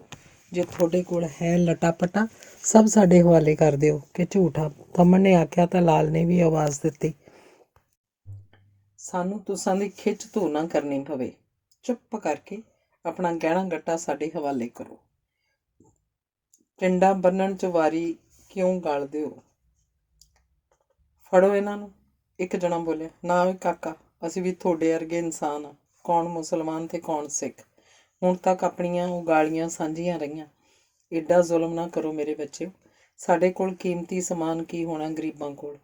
ਆ ਝੱਗਾ ਚੁੰਨੀ ਜ਼ਰੂਰ ਆ ਪੋਟਲੀਆਂ 'ਚ ਲੈ ਜਾਓ ਬੇਸ਼ੱਕ, ਪਰ ਹੋਰ ਨਾ ਕੋਈ ਭਾਣਾ ਵਰਤਾ ਦਿਓ ਅਜੇ। ਆਖ ਬਜ਼ੁਰਗ ਨੇ ਦੋਵੇਂ ਹੱਥ ਜੋੜ ਦਿੱਤੇ। ਜਿਹੜੀ ਹਾਲਾਤ ਅਰਗੀ ਗੱਡੇ ਤੇ ਬੈਠੀ ਆ, ਇਹ ਤੋਂ ਕੀਮਤੀ ਸਮਾਨ ਕੀ ਹੋਊ। ਇਹਨੂੰ ਥੱਲੇ ਲਾਓ ਏ। ਮੇਰੀ ਤਾਂ ਰੋਟੀ ਪੱਕਦੀ ਹੋਵੇ ਕੰਜਰ ਦਿਓ ਕਿ ਝੂਠਾ। ਥੰਮਣ ਦੇ ਆਖਣ ਤੇ ਮਾਨੇ ਹੋਣਾ ਕੁੜੀ ਨੂੰ ਹੱਥ ਜਾ ਪਾਇਆ ਤਾਂ ਉਸ ਨੌਜਵਾਨ ਦੀ ਅਣਖ ਜਾਗ ਉੱਠੀ ਜਿੱਤੋਂ ਬਰਛਾ ਖੋਇਆ ਸੀ। ਉਹ ਨਿਉਂ ਕੇ ਬਰਛਾ ਚੱਕਣ ਲੱਗਾ ਤਾਂ ਥੰਮਣ ਨੇ ਉਹਦੀ ਵੱਖੀ ਨਾਲ ਬੰਦੂਕ ਲਾ ਕੇ ਘੋੜਾ ਨੱਪ ਦਿੱਤਾ। ਪਾਟੀ ਨੇ ਉਜਰ ਕੀਤਾ ਤਾਂ ਇੱਕ ਜਣੇ ਦਾ ਟਕੂਆ ਉਹਦੇ ਸਿਰ ਖਖੜੀਆਂ ਕਰ ਗਿਆ। ਫੇਰ ਤਾਂ ਜਿਵੇਂ ਉਹਨਾਂ ਨੂੰ ਖੇਡ ਹੀ ਥਿਆ ਗਈ। ਵੇਂਦਿਆਂ ਵੇਂਦਿਆਂ ਹੀ ਲਾਲ ਦੇ ਰੋਕਦਿਆਂ ਕਰਦਿਆਂ ਬਿਰਧ ਜੋੜਾ ਵੀ ਟੁੱਕ ਦਿੱਤਾ। ਕੰਜਰ ਤੇ ਉਹ ਕੀ ਕਰਤਾ, ਮਾਰਨੀ ਕਾਹਤੋਂ ਸੀ। ਜਾਓ ਏ, ਸੌਰੀ ਦਿਓ, ਬਹੁਤ ਮਾੜੀ ਕੀਤੀ ਤੁਸੀਂ। ਹੁਣ ਵੇਖਿਆ ਜੇ ਜੋ ਕੁੜੀ ਦੇ ਨਾ ਮਰ ਜਿਆ ਅਜੇ, ਲਾਲ ਨੇ ਆਖਿਆ ਤਾਂ ਥੰਮਣ ਝੱਟ ਬੋਲ ਪਿਆ, ਇਹਨੂੰ ਨਹੀਂ ਮਾਰਦੇ, ਇਹ ਤਾਂ ਮੈਂ ਘਰੇ ਵਸਾਉਣੀ ਆ ਕਿ ਝੂਠਾ। ਤੂੰ ਸਾਲਾ ਲੱਗਦਾ ਮੈਨੂੰ ਕੀੜੇ ਪਏ ਆ। ਮਾਨੇ ਨੇ ਆਪਣੇ ਮੂੰਹ ਖੋਲ੍ਹਿਆ। ਕੁੜੀ ਤੇ ਆਪਣਿਆਂ ਦੀਆਂ ਲਾਸ਼ਾਂ ਵੇਖ ਕੀ ਬੀਤ ਰਹੀ ਸੀ ਉਹਨਾਂ ਦੀ ਬਲਾ ਤੋਂ। ਉਹਨਾਂ ਨੂੰ ਤਾਂ ਆਪੋ ਆਪਣੀ ਪਈ ਸੀ। ਫੇਰ ਦੀ ਫੇਰ ਵੇਖਾਂਗੇ, ਪਹਿਲਾਂ ਇੱਥੋਂ ਤਾਂ ਤੁਰੋ ਕੰਜਰ ਦਿਓ, ਲਾਲ ਨੇ ਆਖਿਆ ਤਾਂ ਕੁੜੀ ਉਹਨਾਂ ਆਪਣੇ ਅੱਗੇ ਲਾ ਲਈ। ਕੁੜੀ ਦੀਆਂ ਲੱਤਾਂ ਕੰਬ ਰਹੀਆਂ ਸਨ। ਉਹ 5 ਗਰਾਈਆਂ ਵਾਲੇ ਪੁਲ 'ਤੇ ਆਏ ਸਨ ਤਾਂ ਚੰਦ ਛਿਪ ਚੁੱਕਿਆ ਸੀ। ਹੁਆਂਕ ਰਹੇ ਗਿੱਦੜ ਡਰਾਵਣਾ ਰੂਪ ਧਾਰ ਰਹੇ ਸਨ। ਖੇਤਾਂ ਦੀਆਂ ਵੱਟਾਂ ਡੌਲਾਂ 'ਤੇ ਤੁਰਦੇ ਉਹ ਪੈ ਪਾਟਦੀ ਨਾਲ ਪਿੰਡ ਥੰਮਣ ਦੇ ਘਰੇ ਆ ਗਏ। ਕੁੜੀ ਦੀਆਂ ਰੋ ਰੋ ਅੱਖਾਂ ਪਿੰਜੂ ਹੋਈਆਂ ਪਈਆਂ ਸਨ। ਮਾਰਿਆ ਜਾ ਚੁੱਕਾ ਬਿਰਧ ਜੋੜਾ ਕੁੜੀ ਦੇ ਨਾਨਾ ਤੇ ਨਾਨੀ ਸਨ। ਦੂਜੇ ਦੋਹਾਂ ਮਰਨ ਵਾਲਿਆਂ 'ਚੋਂ ਇੱਕ ਮਾਮਾ ਤੇ ਇੱਕ ਮਾਮੇ ਦਾ ਪੁੱਤ ਸੀ ਜਿਸ ਨਾਲ ਉਹਦਾ ਨਿਕਾਹ ਹੋਣਾ ਤੈਅ ਹੋਇਆ ਸੀ। ਉਹੀ ਥੰਮਣ ਦੀ ਗੋਲੀ ਨਾਲ ਮਾਰਿਆ ਸੀ। ਜਿਵੇਂ ਤਿਵੇਂ ਰਾਹ 'ਚ ਤਾਂ ਕੁੜੀ ਦੀ ਇੱਜ਼ਤ ਬਚੀ ਰਹੀ ਸੀ। ਉਹਨਾਂ ਨੂੰ ਮੁੜਨ ਦੀ ਕਾਹਲੀ ਸੀ, ਪਰ ਹੁਣ ਜਿਵੇਂ ਕੁੜੀ ਮੁਰਦਾਰ ਸੀ ਤੇ ਥੰਮਣ ਹੋਣੀ ਗਿਰਜਾਂ ਜੋ ਕਦੋਂ ਵੀ ਝਪਟਾ ਮਾਰ ਸਕਦੀਆਂ ਸਨ। ਉਹ ਕੁੜੀ ਦਾ ਰੰਗ ਰੂਪ ਵੇਖ ਆਪਣੇ ਬੁੱਲ੍ਹਾਂ 'ਤੇ ਕੁੱਤੇ ਵਾਂਗ ਜੀਭਾਂ ਫੇਰਦੇ ਸਨ। ਇੱਕ ਜਣੇ ਨੇ ਚਾਹ ਉਬਾਲ ਲਈ ਸੀ। ਮਾਨਾ ਪਤਾ ਨਹੀਂ ਕਿੱਥੋਂ ਦੁੱਧ ਲੈ ਆਇਆ ਸੀ। ਇਹਦਾ ਹੁਣ ਕਿਵੇਂ ਕਰੀਏ। ਥੰਮਣ ਨੇ ਸਾਰਿਆਂ ਵੱਲ ਨਿਗਾਹ ਘੁਮਾਈ। ਉਹ ਚਾਹ ਪੀ ਚੁੱਕੇ ਸਨ। ਕੁੜੀ ਨੂੰ ਵੀ ਬਾਟੀ 'ਚ ਪਾ ਕੇ ਫੜਾਈ ਸੀ, ਪਰ ਉਹਦੇ ਸੰਗੋਂ ਥੱਲੇ ਨਹੀਂ ਸੀ ਹੋ ਰਹੀ। ਉਹਨਾਂ ਦੀਆਂ ਭੁੱਖੀਆਂ ਅੱਖਾਂ ਵੇਖ ਕਾਲਜਾ ਮੂੰਹ ਨੂੰ ਆ ਰਿਹਾ ਸੀ। ਇੱਕ ਮਰਿਆਂ ਦਾ ਗਮ, ਇੱਕ ਆਪਦੇ ਨਾਲ ਖਾਣੀ ਕੀ ਹੋਣੀ ਸੀ। ਪਹਿਲਾਂ ਤਾਂ ਸਾਰੇ ਇੱਕ ਜਣਾ ਘਟੀਆ ਜੀ ਗੱਲ ਕਹਿ ਗਿਆ, ਨਹੀਂ ਯਾਰ, ਇਹ ਨਹੀਂ ਠੀਕ। ਆਪਾਂ ਤੋਂ ਤਾਂ ਪਹਿਲਾਂ ਹੀ ਬਹੁਤ ਵੱਡਾ ਪਾਪ ਹੋ ਗਿਆ। ਲਾਲ ਬੋਲਿਆ। ਉਸ ਪੱਥਰ ਦਿਲ ਬੰਦੇ ਦਾ ਵੀ ਦਿਲ ਕੰਬ ਗਿਆ ਸੀ। ਹੋਰ ਫਿਰ ਇਹਦਾ ਅਚਾਰ ਪਾਉਣਾ, ਜਿਹੜੀ ਜਾਨ 'ਤੇ ਖੇਡ ਕੇ ਲਿਆਂਦੀ ਆ। ਹੁਣ ਇਹਦੇ ਨਾਲ ਖੇਡ ਤਾਂ ਲਈਏ, ਕਿਉਂ ਬਈ। ਆਖ ਮਾਨਾ ਆਪਣੀ ਖੋਦੀ ਦਾੜੀ ਦੇ 4 ਕੁ ਵਾਲ ਖੁਰਕ ਗਿਆ। ਆਹੋ, ਹੱਥ ਆਇਆ ਸ਼ਿਕਾਰ, ਹੁਣ ਕਿਵੇਂ ਛੱਡੀਏ। ਇੱਕ ਜਣਾ ਬੋਲਿਆ, ਇਉਂ ਕਰੋ, ਜਿਹੜਾ ਆਪਾਂ 2-4 ਦਿਨਾਂ 'ਚ ਟੂਮ ਛੱਲਾ ਲੁੱਟਿਆ ਹੈ ਉਹਦੇ ਵਿੱਚੋਂ ਮੈਂ ਕੱਖ ਨਹੀਂ ਲੈਂਦਾ। ਇਹ ਮੈਨੂੰ ਦੇ ਦਿਓ, ਮੇਰੀ ਰੋਟੀ ਪੱਕਦੀ ਹੋ ਜਾਊ ਕਿ ਝੂਠਾ। ਥੰਮਣ ਨੇ ਆਖ ਆਪਣੀਆਂ ਕੱਕੀਆਂ ਮੁੱਛਾਂ ਫਰਕਾਈਆਂ। ਹਾਂ ਠੀਕ ਹੈ, ਜਦੋਂ ਹੁਣ ਤੱਕ ਕਿਸੇ ਨੇ ਇਹਨੂੰ ਡੋਲਾ ਨਹੀਂ ਦਿੱਤਾ, ਹੁਣ ਦੇਣੋਂ ਰਿਹਾ। ਮਾਨੇ ਨੇ ਵੀ ਇਹ ਆਖ ਆਪਣੀ ਹਾਂ ਦੀ ਮੋਹਰ ਲਾਈ। ਮੇਰੇ ਡੋਲੇ ਦੀ ਗੱਲ ਕਰਦਾ ਮਲੰਗਾ, ਤੇਰੇ ਕਿਹੜਾ ਸਾਕ ਕਰਨ ਵਾਲੇ ਮੁੜ ਮੁੜ ਜਾਂਦੇ ਆ ਕਿ ਝੂਠਾ। ਥੰਮਣ ਭੁੜਕ ਪਿਆ। ਠੀਕ ਆ, ਫਿਰ ਮੈਨੂੰ ਦੇ ਦਿਓ, ਮੈਂ ਕੰਨੋਂ ਫੜ ਕੇ ਅੱਗੇ ਲਾ ਲੈਣਾ। ਮਾਨਾ ਜਿਵੇਂ ਦਿਲ ਦੀ ਗੱਲ ਬੁਲਾ ਜਾਏ ਨਾਲ ਆਖ ਗਿਆ, ਹੁਣ ਤੂੰ ਲੱਗਦਾ ਟੇਕਾ। ਹੁਣ ਤਾਂ ਤੇਰੀ ਚਾਚੀ ਆ ਕਿ ਝੂਠਾ। ਝੂਠ ਤਾਂ ਨਹੀਂ, ਪਰ ਜੇ ਇੱਥੇ ਮਾੜਾ ਜਿਹਾ ਫਰਕ ਕਰ ਲਈਏ, ਯਾਰੀ ਆ। ਆਪਣੀ ਭਰਜਾਈ ਨਹੀਂ ਸੂਤ, ਯਾਰ ਤਾਂ ਐਂ ਖੁਸ਼ ਹੋ ਜਾਇਆ ਕਰਨਗੇ। ਭਕਾਈ ਮਾਰਨੀ ਬੰਦ ਕਰੋ। ਗੱਲ ਤਣ ਪੱਤਣ ਲਾਓ ਕਿਸੇ, ਐਵੇਂ ਪਾਣੀ 'ਚ ਮਧਾਣੀ ਪਾਈ ਬੈਠੇ ਆ। ਸੌਣਾ ਵੀ ਘੰਟਾ ਘੜੀ। ਜਾਓ ਏ ਦਮਣਾ, ਇਹ ਤੈਨੂੰ ਦਿੱਤੀ, ਬਾਕੀ ਸਮਾਨ ਵਿੱਚੋਂ ਵੀ ਹਿੱਸਾ ਦੇਵਾਂਗੇ, ਫਿਕਰ ਨਾ ਕਰ। ਲਾਲ ਨੇ ਆਖਿਆ। ਕੁੜੀ ਜੋ ਕਾਫੀ ਚਿਰ ਤੋਂ ਆਪਣੀ ਅਕਲ ਦੇ ਘੋੜੇ ਦੌੜਾ ਰਹੀ ਸੀ ਬੋਲੀ, ਮੈਂ ਪਿਸ਼ਾਬ ਕਰਨਾ। ਉੱਧਰ ਬਾਰ ਵੱਲ ਮੰਜੀ ਖੜੀ ਕਰਕੇ ਮੂਤਲਾ, ਅੱਜ ਤਾਂ ਇਹ ਤੇਰਾ ਹੀ ਘਰ ਆ। ਆਖ ਥੰਮਣ ਆਪਣਾ ਹੱਕ ਜਤਾ ਗਿਆ। ਉਹਦੇ ਮਨ 'ਚ ਲੱਡੂ ਜਿਹੇ ਭੁਰਨ ਲੱਗ ਪਏ। ਉਹ ਦਿਲ 'ਚ ਰੱਬ ਦਾ ਸ਼ੁਕਰਾਨਾ ਕਰਨ ਲੱਗ ਪਿਆ। ਗਦਰ ਮੱਚਣਾ ਸੀ ਤਾਂ ਉਹਦੇ ਭਾਗ ਖੁੱਲ੍ਹਣੇ ਸਨ। ਅੱਜ ਤੱਕ ਵਿੰਗੀ ਵੌਲੀ ਨੂੰ ਤਰਸਦਾ ਰਿਹਾ ਸੀ। ਜੇ ਕਿਸਮਤ ਖੁੱਲ੍ਹੀ ਸੀ ਤਾਂ ਕੋਹੇ ਨੂਰ ਦਾ ਹੀਰਾ ਲੱਭਿਆ ਸੀ। ਪਿੰਡ 'ਚ ਤਾਂ ਕੀ ਇਲਾਕੇ ਭਰ 'ਚ ਇਹੋ ਜਿਹੀ ਸੁਨੱਖੀ ਕੁੜੀ ਹੈ ਨਹੀਂ ਸੀ। ਕੁੜੀ ਪਿਸ਼ਾਬ ਕਰ ਅੱਗਾ ਪਿੱਛਾ ਵੇਖ ਟੁੱਟੇ ਜੇ ਤਖਤ 'ਤੇ ਖੋਲ ਤੀਰ ਹੋ ਗਈ। ਉਸ 'ਚ ਜਿੰਨਾ ਵੀ ਤਾਣ ਸੀ ਭੱਜ ਰਹੀ ਸੀ। ਉਹਦਾ ਰੁੱਖ ਪਿੰਡ ਦੇ ਵਿਚਾਲ ਦੀ ਲੰਘਦੇ ਵੱਡੇ ਰਾਹ ਵੱਲ ਹੋ ਗਿਆ ਸੀ। ਉਹ ਆਪਣੇ ਸਰੀਰ ਦੀ ਸਾਰੀ ਸ਼ਕਤੀ ਇਕੱਠੀ ਕਰ ਥੰਮਣ ਹੋਣਾ ਦੀ ਚੁੰਗਲ 'ਚੋਂ ਨਿਕਲ ਜਾਣਾ ਚਾਹੁੰਦੀ ਸੀ। ਥੰਮਣ ਹੋਣੀ ਵੀ ਉਹਦੇ ਮਗਰ ਸਿਰ ਤੋੜ ਭੱਜੇ ਸਨ, ਪਰ ਕੁੜੀ ਨੇ ਡਾਹ ਨਹੀਂ ਦਿੱਤੀ ਸੀ। ਉਹ ਪਿੰਡ ਵਿਚਲੀ ਸੱਥ ਕੋਲ ਆਈ ਸੀ ਤਾਂ ਸੱਥ ਸਵੇਰੇ ਸਵੇਰਾ ਕਰਕੇ ਵਿਹਲੀ ਪਈ ਸੀ। ਪਰ ਇਹ ਦੋ ਬੀਬੀਆਂ ਪਖਤਣਾ ਵੱਲ ਨੂੰ ਗੋਹੇ ਦੇ ਟੋਕਰੇ ਚੱਕੀ ਜਾ ਰਹੀਆਂ ਸਨ। ਕੁੜੀ ਨੂੰ ਚੁਗਾਣ ਇੱਕ ਖੂਹ ਨਜ਼ਰ ਆਇਆ ਤਾਂ ਉਹਨੇ ਮਣ 'ਤੇ ਖੜ ਕੇ ਛਾਲ ਜਾ ਮਾਰੀ। ਧੜਮ ਦੀ ਆਵਾਜ਼ ਸੁਣ ਗੋਹੇ ਵਾਲੀਆਂ ਬੀਬੀਆਂ ਝਾਕੀਆਂ ਤਾਂ ਉਹਨਾਂ ਰੌਲਾ ਪਾ ਦਿੱਤਾ। ਉਦੋਂ ਨੂੰ ਥੰਮਣ ਹੁਣੀ ਵੀ ਆ ਗਏ। ਰੌਲਾ ਪੈ ਗਿਆ ਤਾਂ ਆਂਢ ਗੁਆਂਢ ਇਕੱਠਾ ਹੋ ਗਿਆ। ਕੌਣ ਸੀ? ਕੀ ਹੋ ਗਿਆ? ਛਾਲ ਕਿਹਨੇ ਮਾਰੀ ਹੈ? ਇੱਕ ਕੁੜੀ ਭੱਜੀ ਆਉਂਦੀ ਸੀ, ਮਗਰ ਬਾਈ ਲਾਲ ਹੋਣੀ ਸੀ। ਗੱਲਾਂ ਹੋ ਰਹੀਆਂ ਸਨ। ਕਈ ਜਣੇ ਮੌਣ 'ਤੇ ਚੜ੍ਹ ਥੱਲੇ ਝਾਕੇ ਸਨ। ਪਾਣੀ ਬਹੁਤ ਡੂੰਘਾ ਸੀ, ਪਰ ਫਿਰ ਵੀ ਉਹ ਨਜ਼ਰ ਆ ਰਹੀ ਸੀ। ਓਏ ਉਹ ਤਾਂ ਬੈਠੀ ਆ, ਉਹ ਵੇਖੋ, ਮਾਨਾ ਆਖ ਰਿਹਾ ਸੀ। ਖੂਹ 'ਚ ਪਿੱਪਲ ਦੇ ਤਣੇ ਆ, ਉਹਨਾਂ 'ਤੇ ਬੈਠੀ ਹੋ। ਹੁਣ ਐ ਨਾ ਵਕਤ ਲੰਘਾਓ, ਲਾਸਾਂ 'ਤੇ ਪੀੜੀ ਜਾਂ ਕੋਈ ਟੋਕਰਾ ਫੜੋ, ਥੱਲੇ ਲਮਕਾਈਏ। ਕਿਸੇ ਨੇ ਆਖਿਆ ਤਾਂ ਨੇੜਦੇ ਕਿਸੇ ਘਰੋਂ ਲਾਸਾਂ 'ਤੇ ਪੀੜੀ ਲੈ ਆਂਦੀ। ਪੀੜੀ ਦੇ ਪਾਵਿਆਂ ਨਾਲ ਲਾਸਾਂ ਬੰਨ੍ਹ ਕੇ ਪੀੜੀ ਖੂਹ 'ਚ ਲਮਕਾਤੀ। ਕੁੜੀ ਨੂੰ ਪੀੜੀ 'ਤੇ ਬਹਿ ਜਾਣ ਲਈ ਆਵਾਜ਼ਾਂ ਦਿੱਤੀਆਂ, ਪਰ ਉਹ ਹਿੱਲੀ ਤੱਕ ਨਾ, ਉਵੇਂ ਬੈਠੀ ਰਹੀ। ਇੱਕ ਸਿਆਣੇ ਬਜ਼ੁਰਗ ਨੇ ਮੌਣ ਤੋਂ ਆਵਾਜ਼ ਦਿੱਤੀ, ਭਾਈ ਬੀਬੀ ਬਹਿ ਜਾ ਪੀੜੀ ਉੱਤੇ। ਇਹਨਾਂ ਕੰਜਰਾਂ ਜਿਹੜੀ ਆਪਣੀ ਕਰਤੂਤ ਵਿਖਾਉਣੀ ਸੀ ਵਿਖਾਤੀ। ਹੁਣ ਤੈਨੂੰ ਡਰਨ ਦੀ ਕੋਈ ਲੋੜ ਨਹੀਂ। ਬੈਠ ਮੇਰੀ ਧੀ। ਬੋਗਾ ਸਿੰਘ ਪਿੰਡ 'ਚ ਦਾਬੇ ਛਿੱਕੇ ਵਾਲਾ ਬੰਦਾ ਸੀ। ਉਹ ਲਾਲ ਹੋਣਾ ਨੂੰ ਗਾਲਾਂ ਵੀ ਕੱਢ ਰਿਹਾ ਸੀ, ਜਿੰਨਾ ਹੀ ਅਨਰਥ ਕੀਤਾ ਸੀ। ਕੁੜੀ ਚੁੱਪ ਚਾਨ ਸੀ, ਨਾ ਹਾਂ ਨਾ ਨਾ।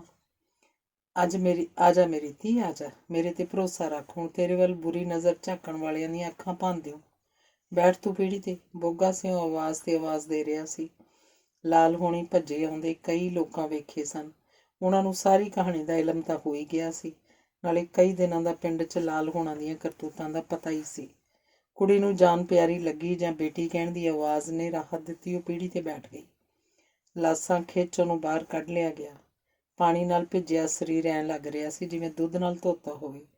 ਇੰਨੇ ਸੰਕਟ ਵਿੱਚ ਹੋਣ ਦੇ ਬਾਵਜੂਦ ਵੀ ਕੁੜੀ ਦਾ ਰੂਪ ਡੁੱਲ ਡੁੱਲ ਪੈਂਦਾ ਸੀ। ਤੜਾਕ! ਥੰਮਣ ਨੇ ਕੁੜੀ ਦੇ ਮੂੰਹ 'ਤੇ ਥੱਪੜ ਮਾਰਿਆ।